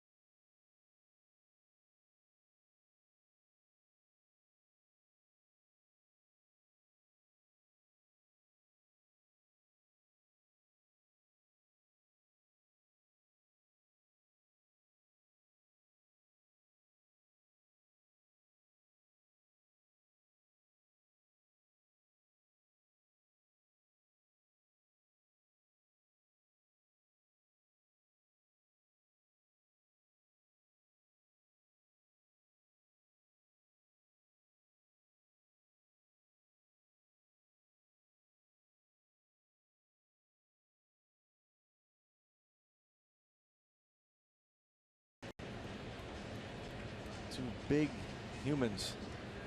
The late great Ralph Kiner and now Giancarlo Stanton on the fast track. All those long balls, though the Yankees currently trailing 5-4. Other news and notes: Bobby Wilson was picked up by the Cubs, third catcher. Down from the Twins, Shohei Ohtani going to start on Sunday. The first pitching appearance since June the 6th.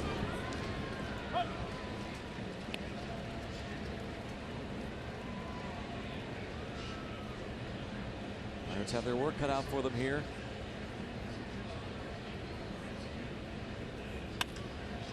Broken bat pop up to left. That's going to carry all the way out to left field. O'Neill. That ball fooled him. Really carried, and he stuck with it.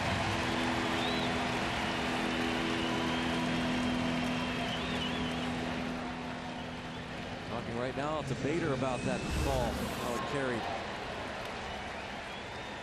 Young man looks like he can play some left field. He's put together pretty good. Probably hurt the wall here. Tremendous play.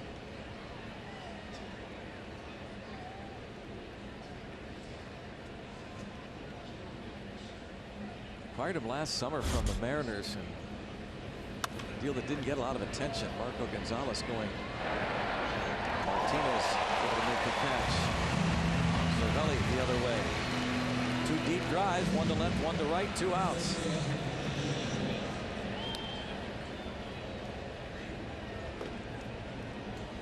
Well, that first inning looked as though the Pirates had Gant. Well, they did. They had him on the ropes. They could not get the big hit after he walked Josh Bell. He struck out Colin Moran on a 3-2 pitch with the bases loaded. They were able to run his pitch count up. That was the only thing that was accomplished in that first inning. But here he's got 2 real quick outs. If he gets a third, he could possibly go 7 innings, which I would have definitely bet against. They do have action in their pen, though.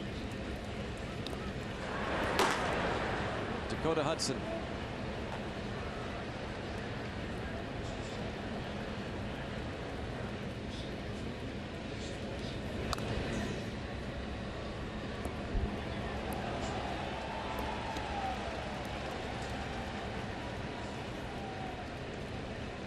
Pitch first inning and efficient since. Yep. Just 6 so far this inning.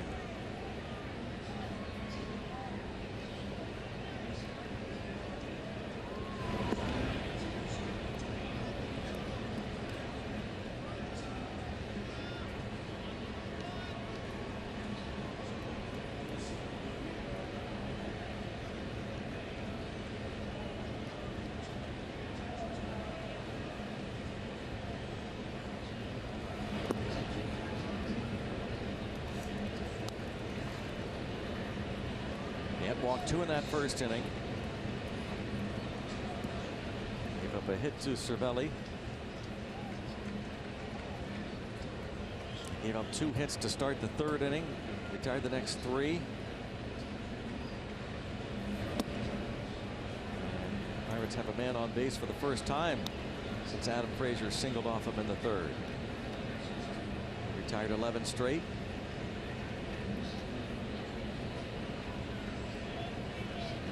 Mike Maddox going to pay him a visit. Now, last night it was interesting to watch Maddox come out and not put customary right hand on the shoulder, as if Miles Michaelis didn't want him to. Well, there we go. Yeah, Michaelis was on the backside of the mound. He wouldn't get anywhere close to him. And even when Maddox kind of like took a step up, Michaelis kind of circled to the right. Yeah.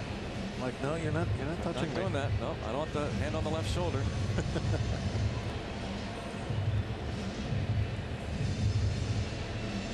Michaelis. Oh, they're impersonating him right now. Oh, yeah. Somebody just put the shoulder, a hand on the shoulder of Michael Wacha. Yeah, they were talking about it. Yeah.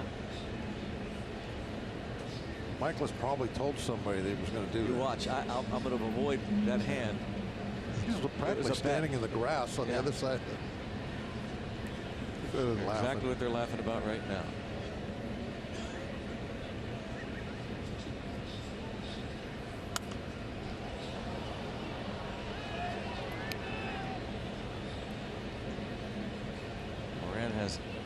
struck out and lined out to left.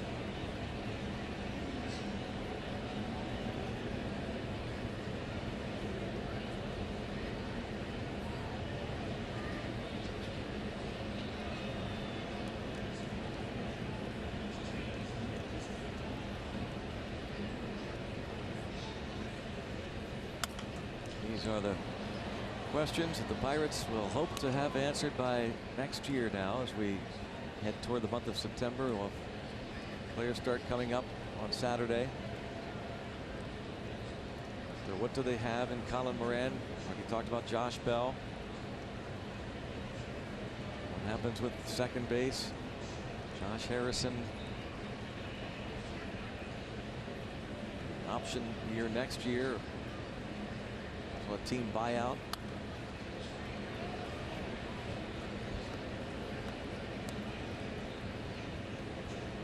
Moran, a rookie, came over part of the Garrett Cole deal.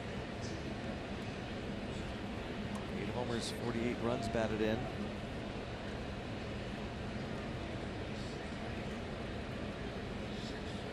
About a 730 OPS.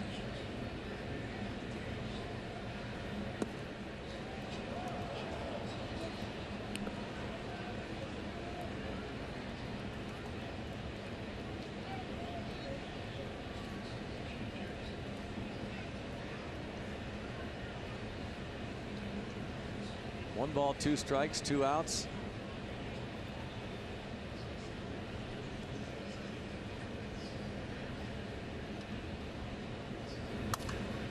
And a roller pick. No. Off the glove of Garcia. See if that opens things up for the Pirates.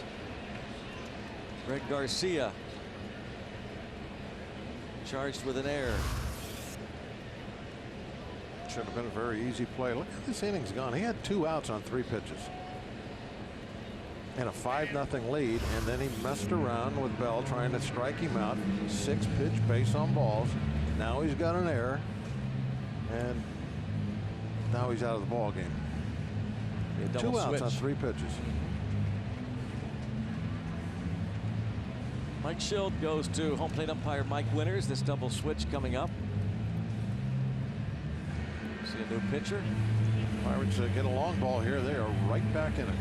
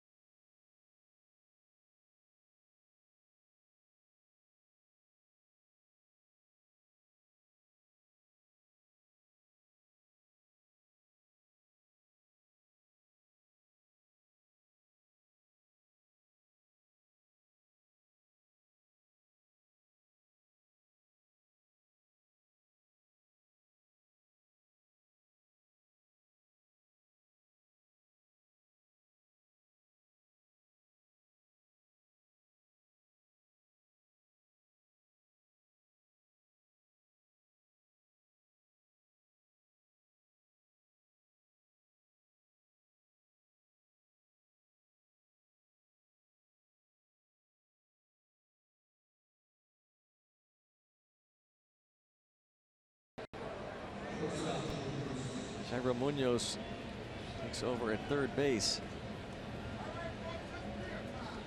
And to go to Hudson. Only A little under 15 innings, but tough to hit. 173 batting average against.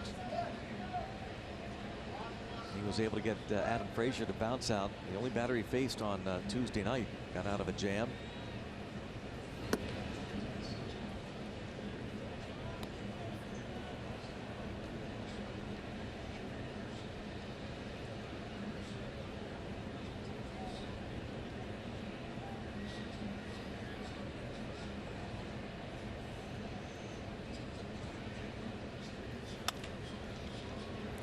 And the new third baseman, Munoz, from his knee, throws and gets Mercer.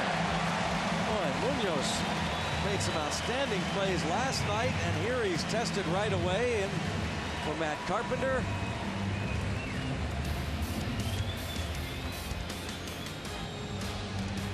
Five zip Cardinals.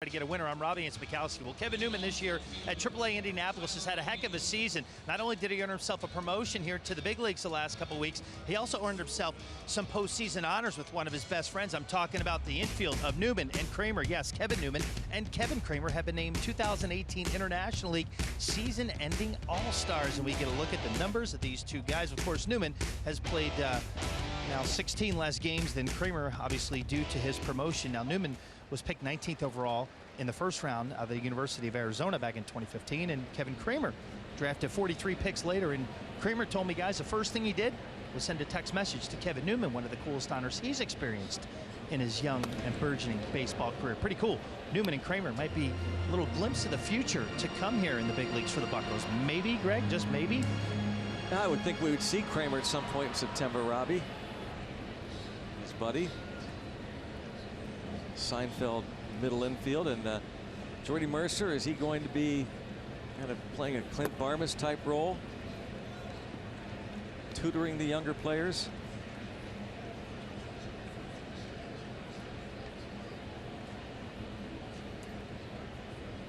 Which we'll be watching for in the month of September. Tyler O'Neill with Joe Musgrove still out there. O'Neill 1 for 2.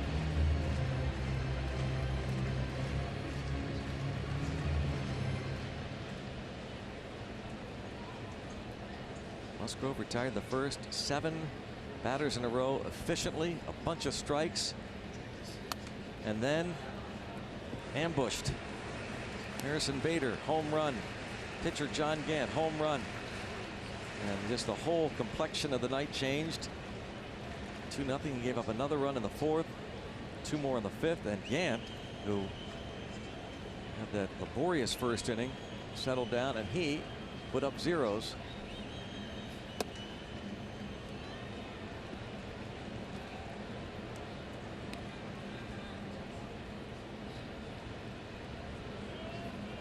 Cervelli checking in with Mike Winters. That pitch. Machine said it was high.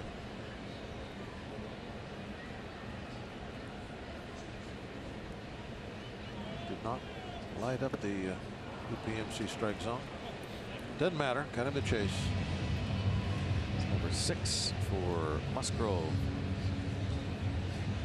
Coming up, not this coming Sunday, but the following Sunday, 1 week from this Sunday, September the 9th, Pirates Marlins 1:35. Kids 14 and younger get a Starling Marte replica jersey thanks to Chevrolet. And every Sunday includes the #1 Cochran Family Fun Zone on Federal Street before the game. After the game, kids can run the bases. Thanks to Rivendell. Go to pirates.com/kidsdays. Can they run as fast as Marte? That's what they will try to do. With that shirt on, which will give them a little extra speed. And that's a week from this Sunday.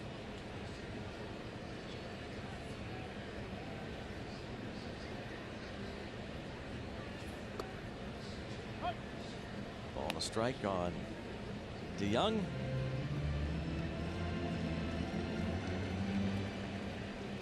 Picked up the RBI with his ground out. Force play. Would not have gotten the RBI. He still would have gotten the run, but would not have gotten the RBI had Josh Bell been able to receive the throw from Kevin Newman.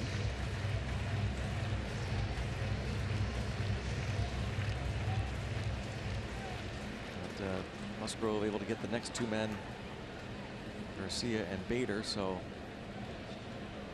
that non-out did not result in another run. Another strikeout, 7 and 3 in a row for Musgrove. Kind of an odd game for Joe.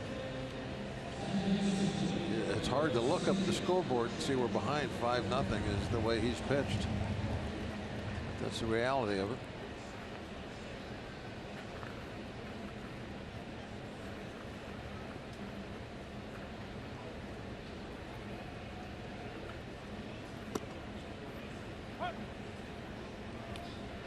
Got Greg Garcia twice. He's given up 7 hits.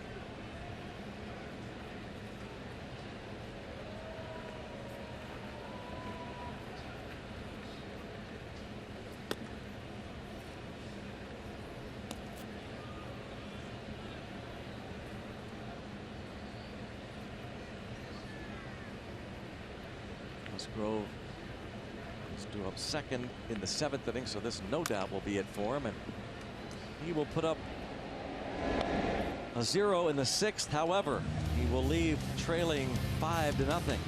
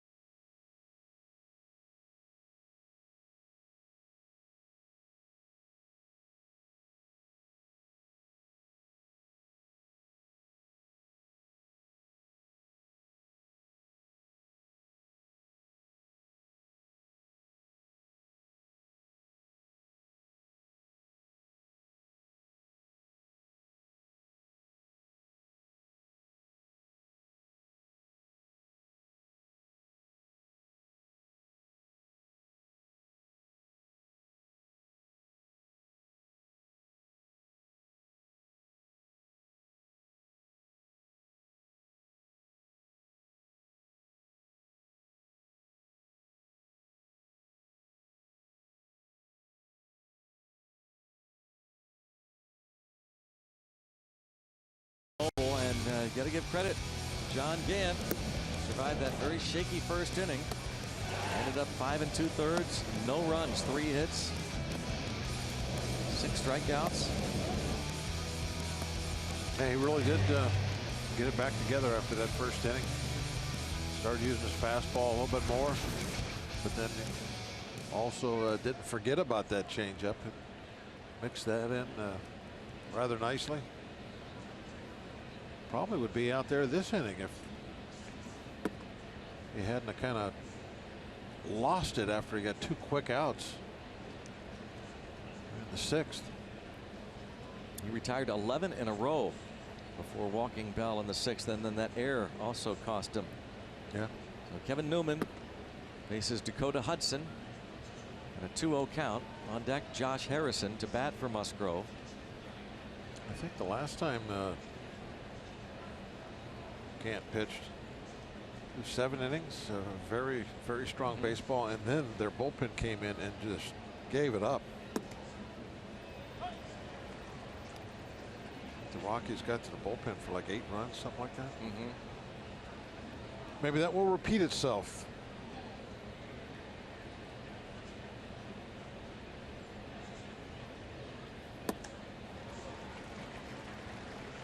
Very unique path that Mike Schild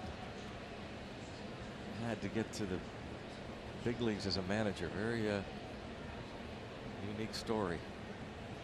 No professional playing experience. As Newman goes down on strikes, Harrison will pinch hit now for Musgrove. He start out like it's almost like a clubby, right? Yeah, 11 years old. He was a polishing shoes. Clubby in Charlotte, the Orioles affiliate. Got to befriend Cal Ripken Jr. And his mom was a longtime executive in the front office of the Charlotte Orioles club. Ended up coaching high school and college. Eventually got into scouting, which he really wasn't thrilled about, but he knew he wanted to get into player development at some point and thought that was the best route for him, was to get into scouting. Eventually John Mozeliak, the Cardinals general manager, discovered him, offered him a job in scouting, and he eventually got into player development.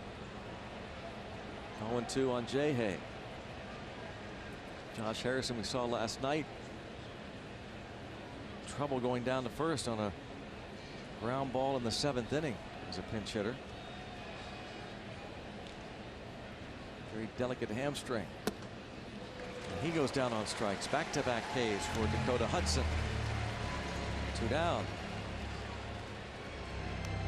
Nick Kingham going to come on for the Pirates in the bottom of the 7th.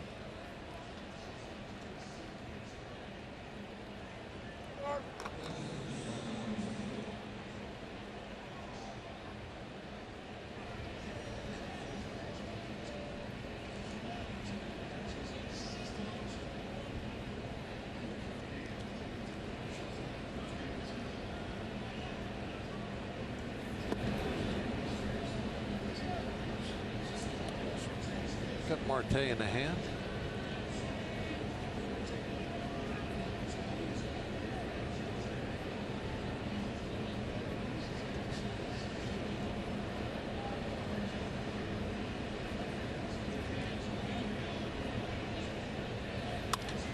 Line to left. He has his 2nd hit of the night.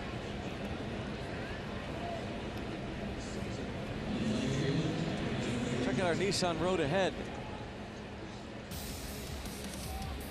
Pitching matchup tomorrow night in Atlanta. Jameson Taillon against Anibal Sanchez. Chris Archer goes against Kevin Gausman on Saturday. And then Ivan Nova, yet to be named starter for the Braves on Sunday night, or out late Sunday afternoon. We'll be getting home kind of late on Sunday night.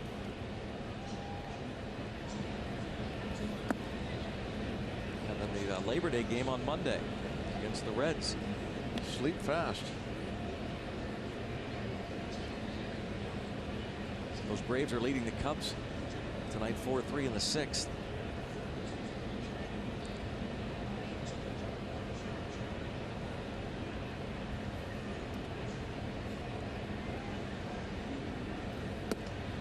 Frazier saw this matchup. Mississippi State Bulldogs on Tuesday. Hudson won that battle, getting Frazier to bounce out to end the 8th inning threat.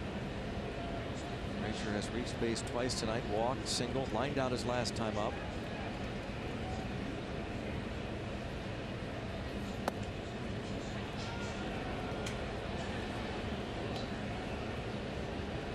Ball's behind him, 3-0.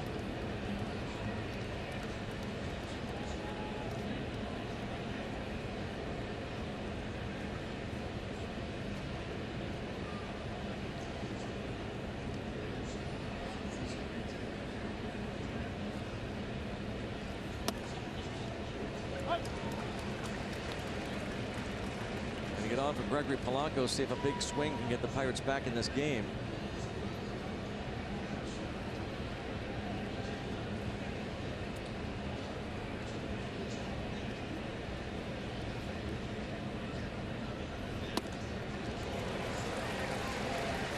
Challenge, and it's 3-2. And down by 5, Frazier would have been better off taking that pitch. Very borderline upstairs. Need base runners.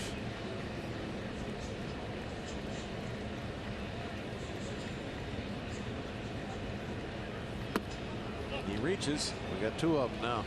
Third time Frazier is on base in this ball game. He was on base twice last night. 2 on, 2 outs. Gregory Polanco.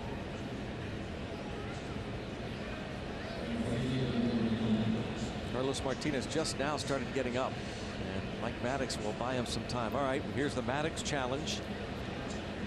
These pitchers, will Hudson allow? Oh yeah, he's a young guy. The hand, okay.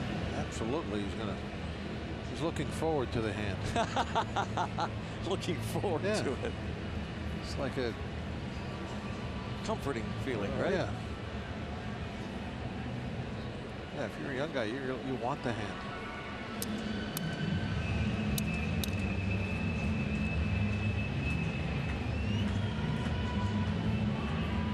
Last night we talked about it. Watch Miles Michaelis off to the back of the mound. 39. Does not want the hand. He's not going up there. No, I'm staying back here. You can't reach me. Yep.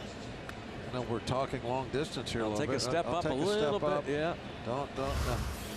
He did end up giving him a little tap on the chest as he was walking away. He could not touch him. He had to touch him. But we joke about that. Mike Maddox has been doing that since the very first day he was a pitching coach. It's just something he has always done. And I'm sure he doesn't even, it's not even in his mind that he's doing it. Although tell me last night when he couldn't do it, he wasn't thinking he thought he noticed it right away. Yeah, he probably did. Chuck Tanner would do that occasionally, but Chuck would be digging his thumb into your collarbone as he was doing it, telling you what he didn't like about the way you were going about your business. With a smile on his face. Yeah, like everybody think he's, oh, look at that. Little grandfatherly advice out there. No. Chewing you out with a smile on his face, and you're going to have a bruise on your non-throwing shoulder. He was a strong man, wasn't he? Yeah, Chuck? he had unbelievable grip.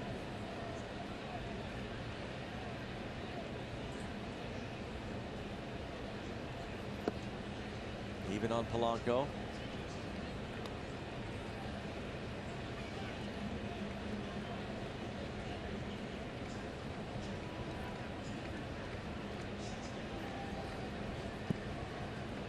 Cardinals bullpen ERA is 4.20. Only the Mets, Rockies, and Marlins have a higher bullpen earned run average. 2-1.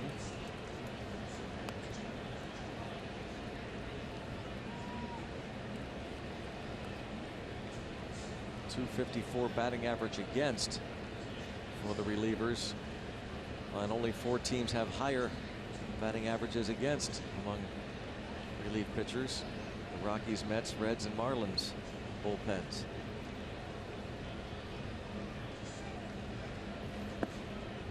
3-1. It was Whitey Herzog, old Cardinal manager. He had some kind of a quote about managers being only as smart as their bullpen is good.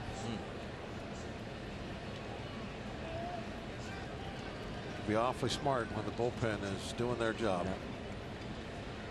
And when they're not, and the ERA gets up into the 4s, you can make a lot of dumb moves. And he walked him. So they're loaded, and that's going to be it for Dakota Hudson. After getting the first 2 outs via strikeouts, he gives up the hit to Marte and walks Frazier and Polanco, and now Francisco Cervelli will be facing Carlos Martinez. Huge opportunity right here for the Pirates. Mike Schild was very smart when he brought in Hudson to get that last out, and looked really smart when Hudson struck out the first 2 batters. Now the bases are loaded.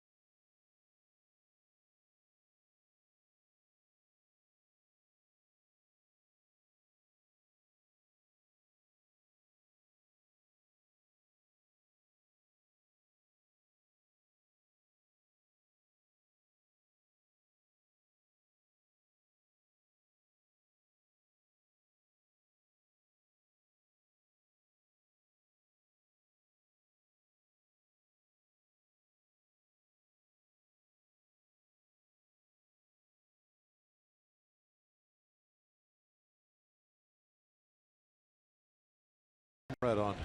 Yep. No matter what age. Here is Carlos Martinez. He sent down the Pirates in order at the top of the 9th inning last night.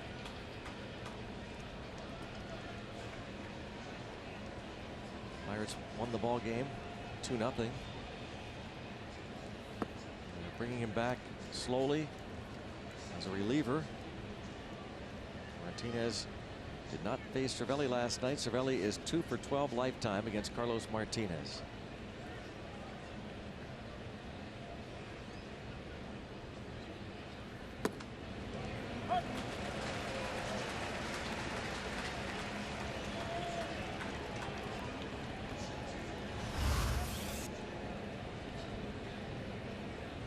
Just caught the bottom of the strike zone.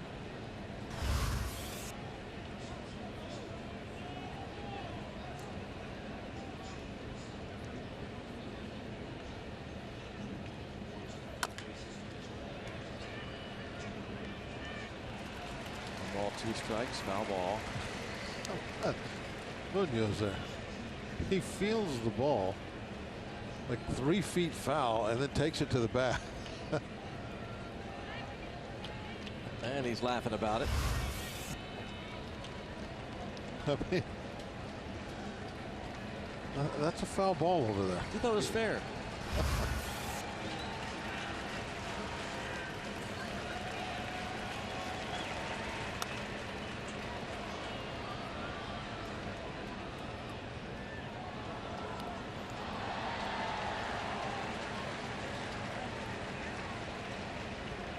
He inherits a bases loaded 2-out situation. Pirates had the bases loaded 2 outs in the first inning.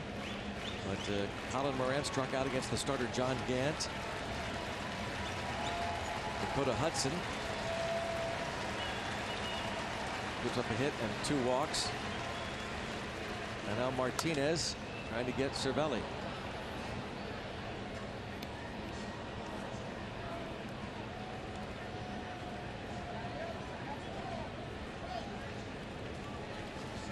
A hit, a strikeout, a ball to the warning track for Cervelli tonight.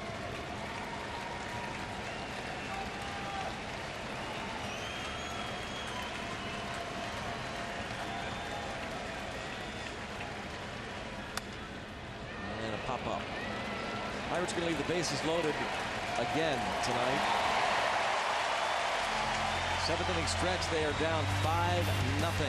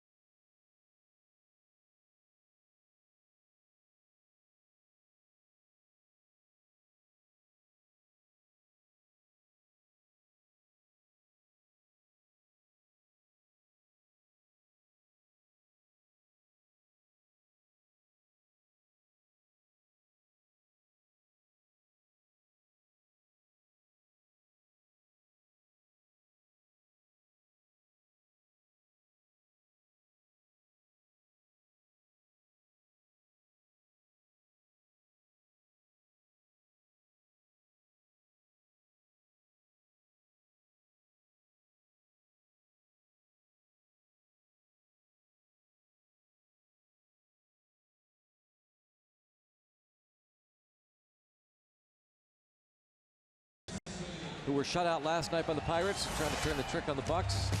Point Park University tweet, how about Ben flipping through some cards tonight, and he finds the best pitcher in baseball. Hashtag walk this way. Well, Ben, Walk. that was some nice words. I really appreciate that. But And true. I wasn't even the best pitcher on my high school team. Oh, come on now. But that's Mr. nice of you to say that. Thank you very much. Yeah, come on. It was nice. You're too humble. No, just telling it like it is. That form on that Fleer baseball card. That is so cool. Yeah. And you're trying to be cool, right? No, I was trying to throw the ball somewhere the catcher could get a glove on it. That's about it. Here's King Vegas. King Vegas. So pitching out of the bullpen nowadays.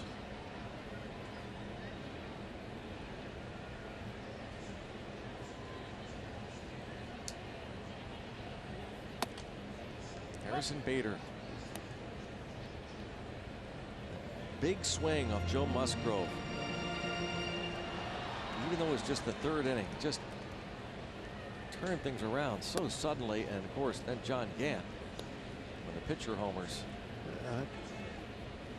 Had Joe even thrown a ball one yet in the game when he hit the home run?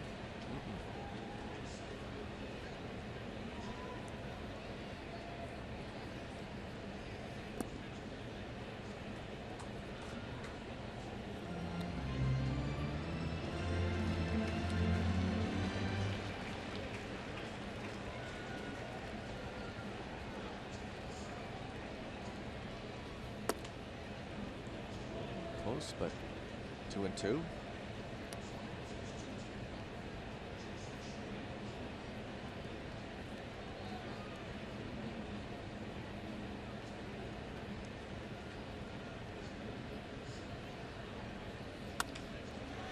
And Newman for the out. MLB.tv now available at lower price for $49.99. Watch every out-of-market regular season game, plus get a free subscription to MLB At Bat Premium. Blackout and other restrictions apply. Visit MLB.tv to take advantage of this special offer.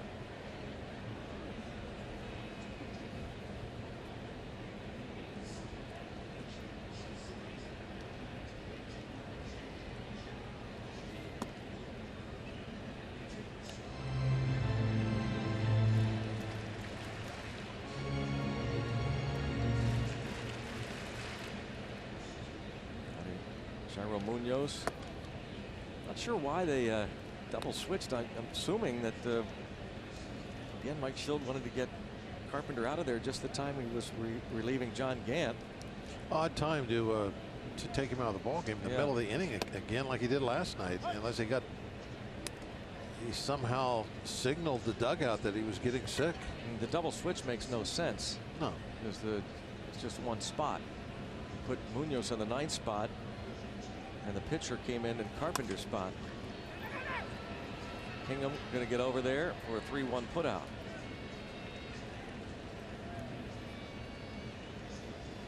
So now with the pitcher spot up, we'll have a pinch hitter for Martinez. Adolis Garcia.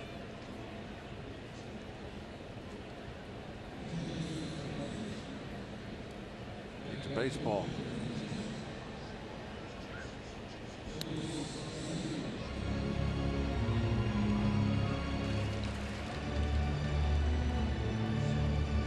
Shreve and Hicks in the bullpen. Hicks, the very hard throwing right-hander, so can be very wild at times also.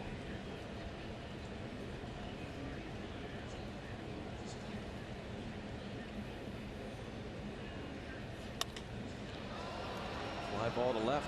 Nice easy inning for King Vegas. 10 pitches. 5-0 St. Louis.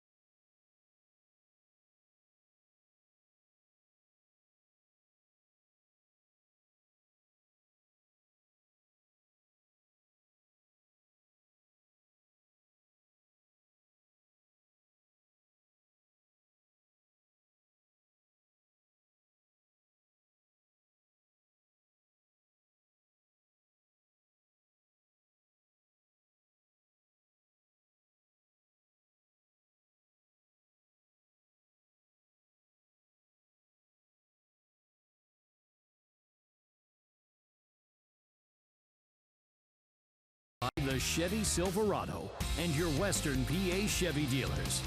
And by Levin's, the official furniture and mattress supplier to the Pittsburgh Pirates. For the best quality, service, and value, shop Levin's. Let's go Bucks! UPMC scoreboard 5-0 Cardinals. Bell will bat right-handed against the lefty. Chasen Shreve pitched a scoreless inning last night. Got Bell to fly out. Had a tough year so far. 10 home runs in 46 innings. 21 walks.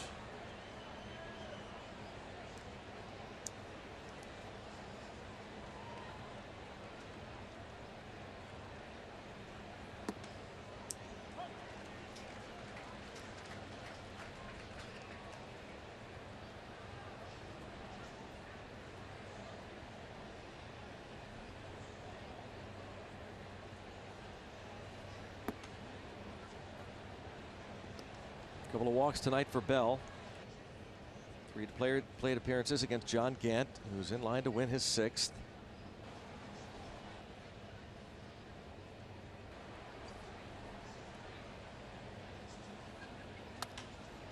And that's inside the first base bag, so Bell will have himself a base hit. Trying for second. And it's a good thing he's safe, and he is.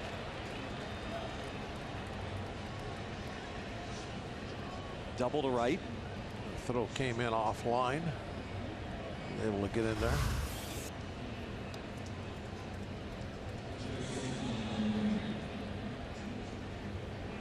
That ball just inside the first base bag.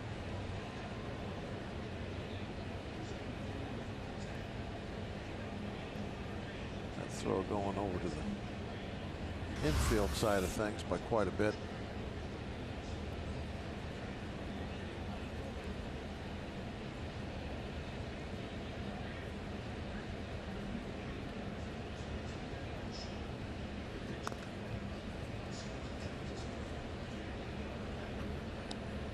Moran had a base hit last night against Shreve. Tonight he is 0 for 3.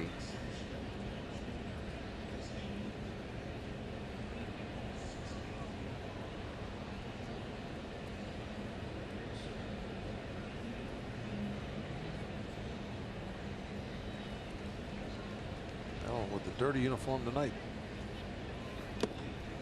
Bucks 0 for 6 with runners in scoring position in this game.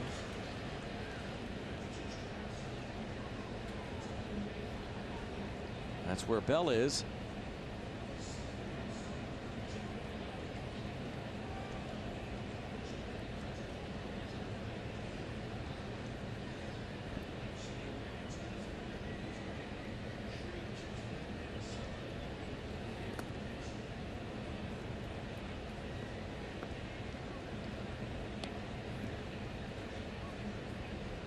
Moran 3 out of 10 in this series.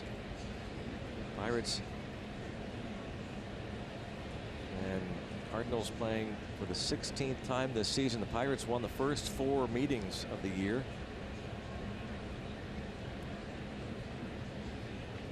Need to come back and win tonight to even the season series.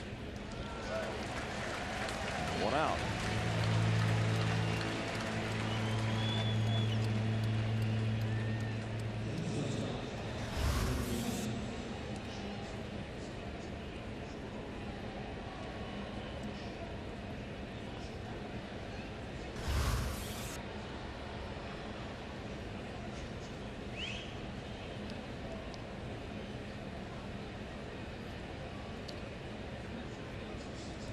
Ready in the bullpen.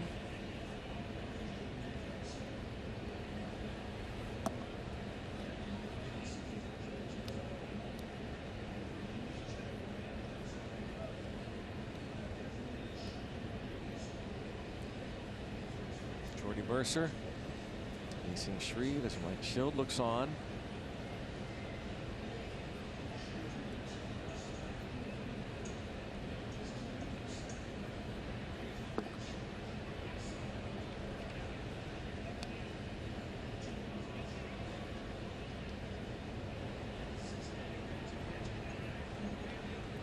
Maddox poised. Getting ready for a visit, yeah.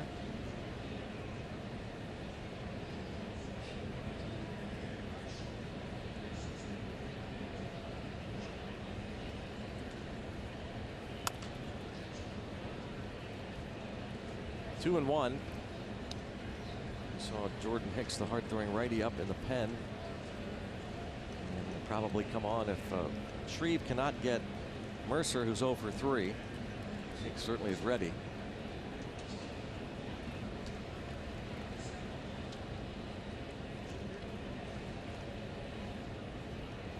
Shreve came over from the Yankees a few days before the deadline.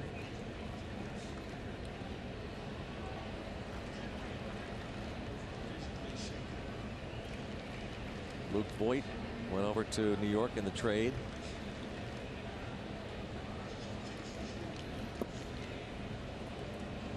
Three and one.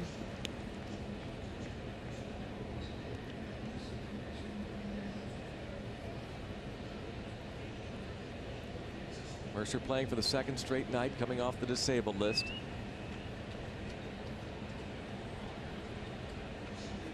Robbed of a hit last time by third baseman Jairo Munoz. Another walk. 2 aboard, and who will it be? It'll be Mike Schild, which means we will see Jordan Hicks. And it will be Kevin Newman due up to face the hard throwing Hicks. 2 on, 1 out, down 5. In the 8th. Hicks coming on, will be coming back.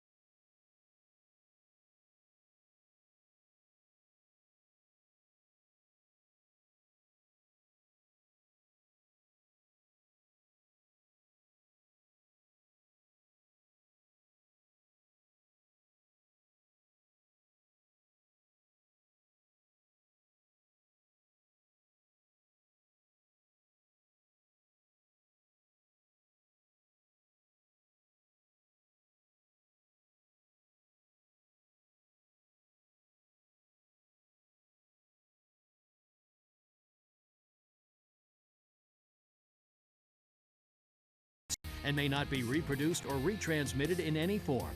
And the accounts and descriptions of this game may not be disseminated without the express written consent of the Pittsburgh Pirates.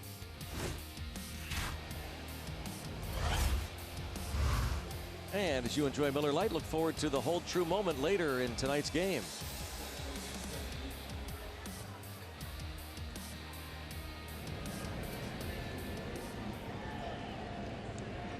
Cardinals Nation, they'll be hosting the Reds tomorrow night in a 3-game series. Little shirt's clean.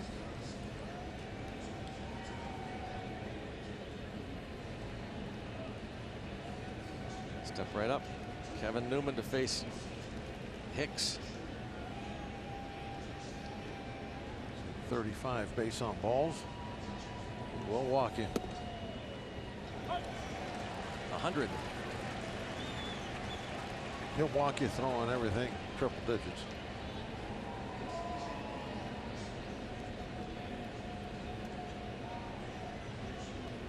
He pitched on Tuesday and walked a couple Pirates, gave up a couple hits.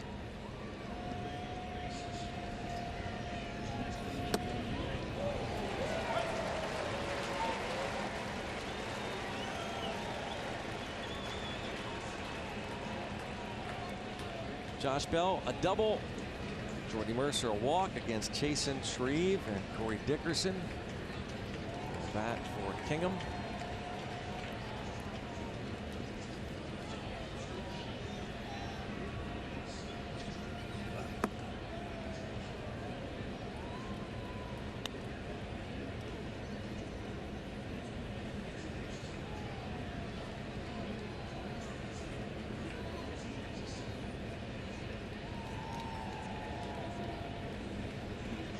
Right-handed hitters against Hicks. A total of 3 extra base hits.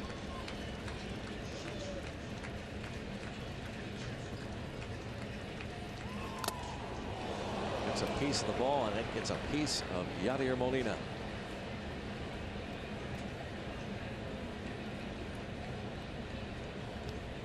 Almost looked like he turned his head, didn't he? Maybe that was just after the ball hit him. It's certainly not something you want to do as a catcher. Had to be after the ball hitting when he turned his head.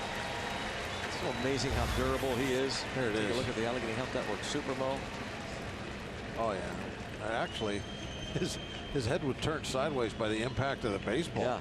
That was a shot.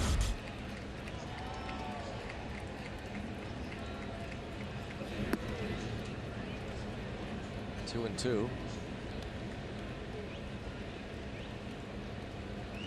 Molina playing in his 101st game tonight. Wilson Contreras of the Cubs has played in 110 to lead all catchers in Major League Baseball. Molina now 35 and still going strong.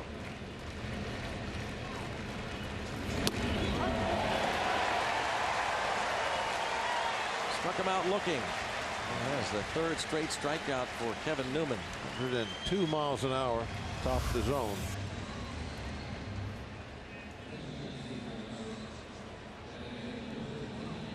Jordan Hicks strikes out Newman. 2 away. Corey Dickerson to pinch hit.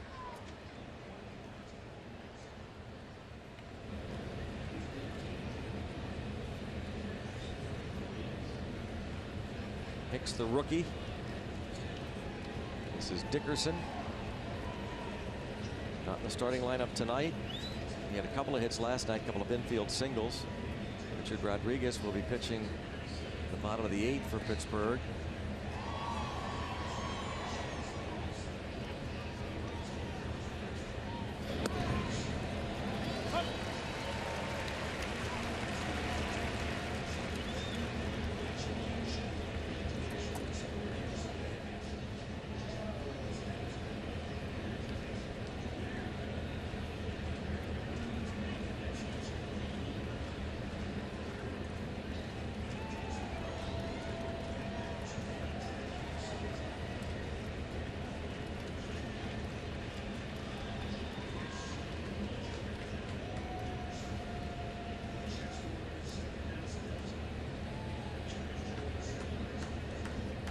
Spin move.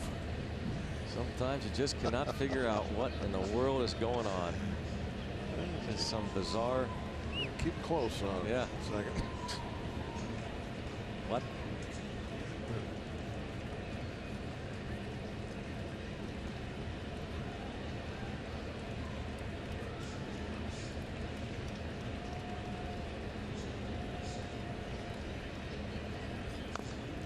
Oh, and 2.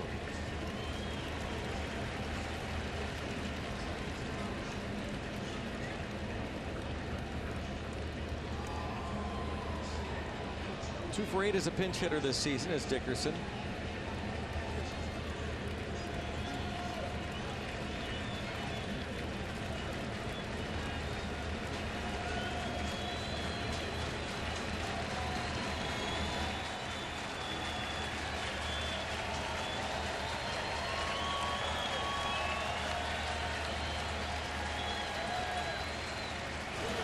Whoa, how'd that miss him?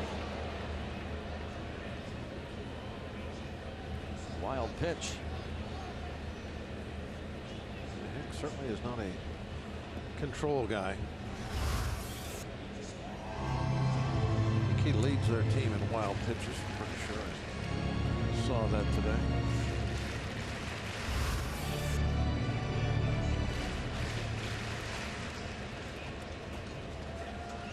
Nothing Molina There's 8 now. could do about that. 36-year-old Yadier Molina.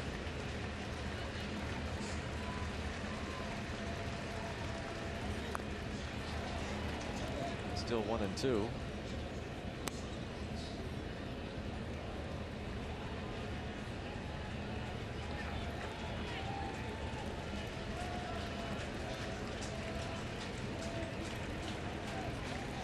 Trying to get this last out. The Cardinals leading the wild card race with Milwaukee.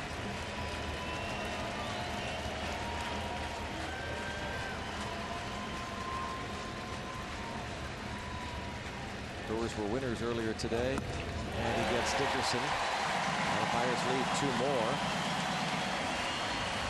They've left a dozen and trail by 5.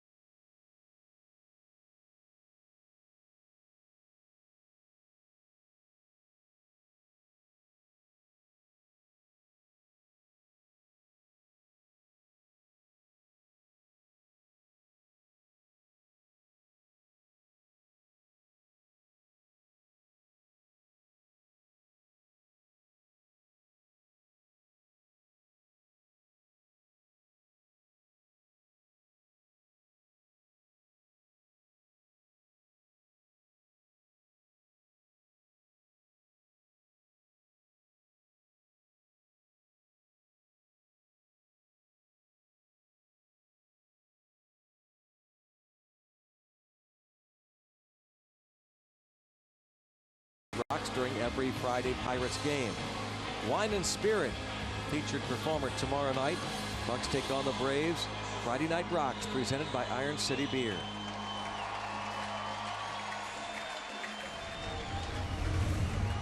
Here in St. Louis, the Cardinals lead at 5-0, looking to win their 10th consecutive series.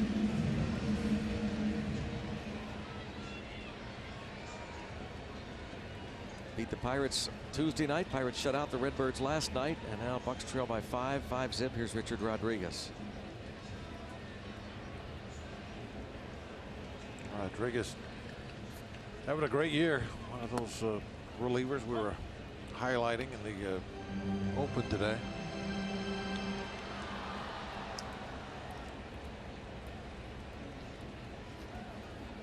You know, some of the guys out there that, you know, we kind of expected. Yeah, they had the big arms. You know, Crick, for instance. You know, I think that, you know, after the trade, everybody thought that possibility he could become a very good reliever, which he has. Rodriguez kind of come out of nowhere.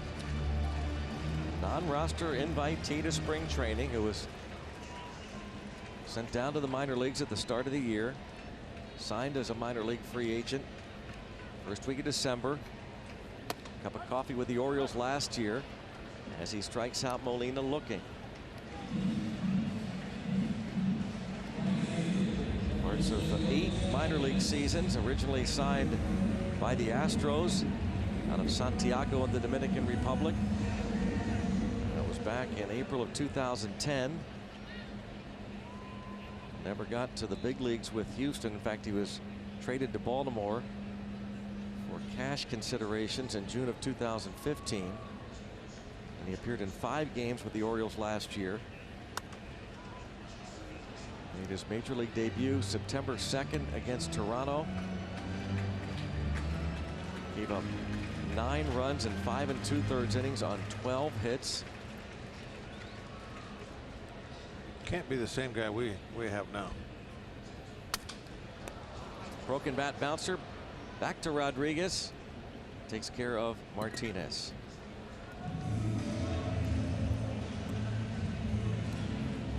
He has been a great acquire, this Richard Rodriguez. A little bit of time in the minors, majority of the season with the Pirates.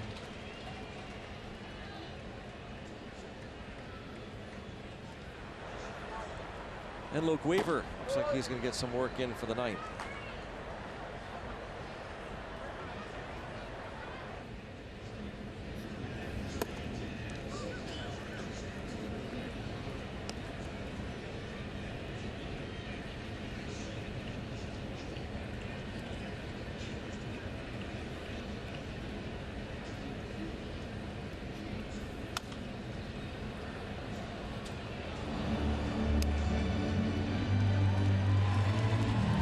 Had a hit against Joe Musgrove.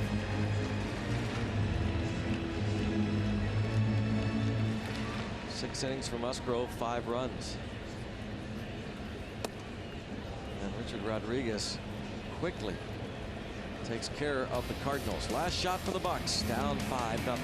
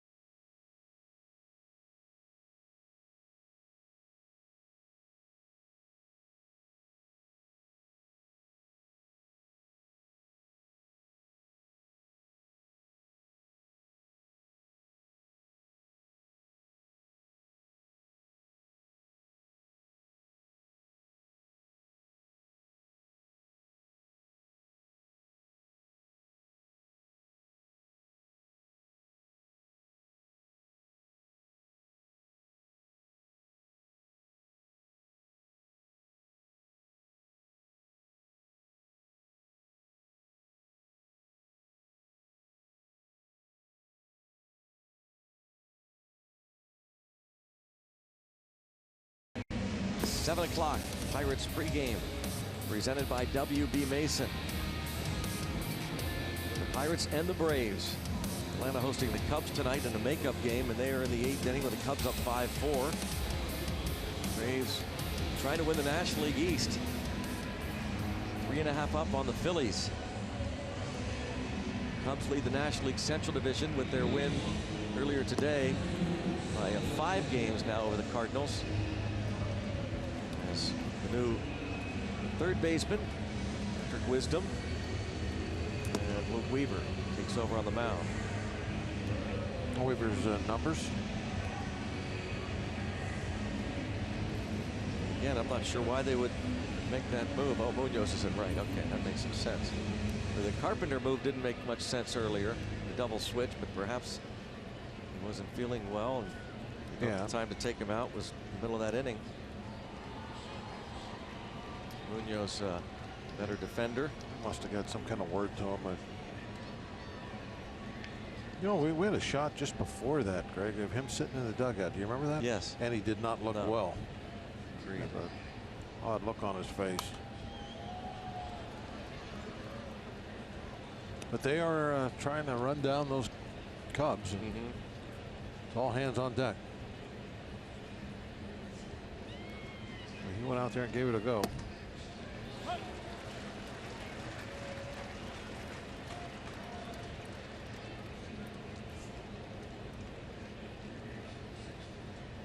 Cardinals looking for a win number 75. Executive of this club, John Mozeliak, made a handful of moves. Looked as though they were kind of waving the white flag when they traded Tommy Pham to the Tampa Bay Rays several days before the deadline.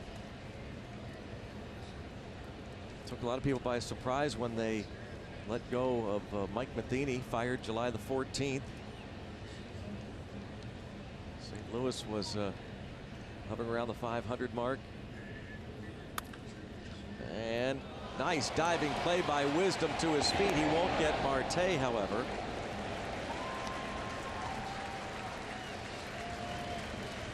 Marte with his 3rd hit. This was a nice play, able to get that ball, but as a third baseman, you're diving to your right. You're not going to throw out a hitter that runs like Marte very often. And that was a pretty good effort.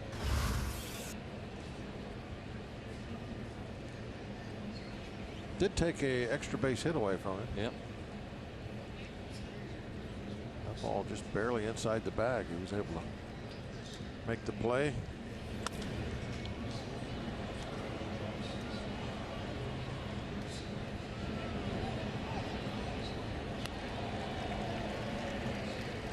Frazier's been on base 3 times with a hit and a couple of walks.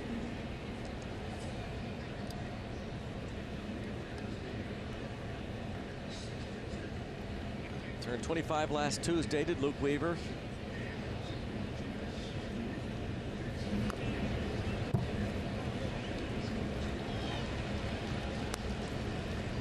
Out in front 0-2.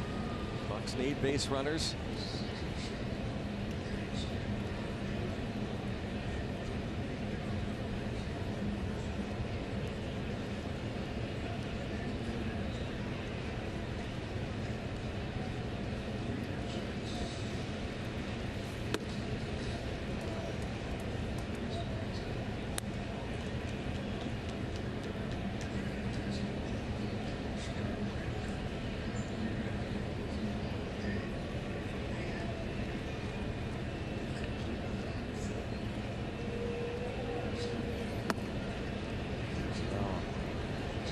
Two count in case he gets into any trouble. Polanco on deck. Closer Bud Norris loosens in the bullpen. Usually they wait till it becomes a save situation. Bring in the closer. Line toward left. O'Neill there.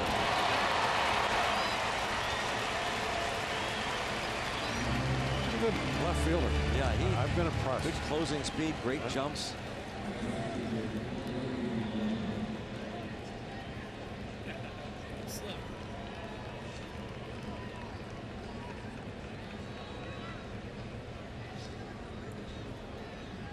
Here is Polanco.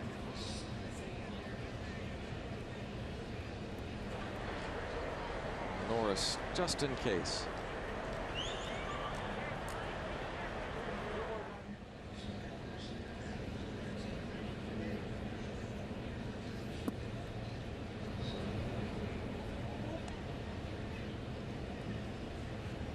Polanco to the plate. That first inning popped up. Frazier at first and 1 out. Frazier reached against Gant. The Pirates eventually loaded them up. Gant got Colin Moran to strike out on a 3-2 pitch. Then in the bottom of the third inning, with 1 away, Joe Musgrove gave up back-to-back homers to center fielder Harrison Bader and starting pitcher John Gant. Tapped back to the mound. There's one. That's the ball game. Pirates are shut out, and the Cardinals win their 10th consecutive series. Well, Pirate offense, again, it seems like we've said so many times over the last month or so, just couldn't do much tonight. A lot of guys left on base. Not a lot of hits, but a lot of guys left on base. The Cardinals gave them some opportunities with some free passes. Couldn't cash them in. Harrison Bader's home run stood. That's all they needed. They added another of the John Gant homer. Gant got the win. His 6th. They added another in the 4th, 2 more in the 5th. And the Cardinals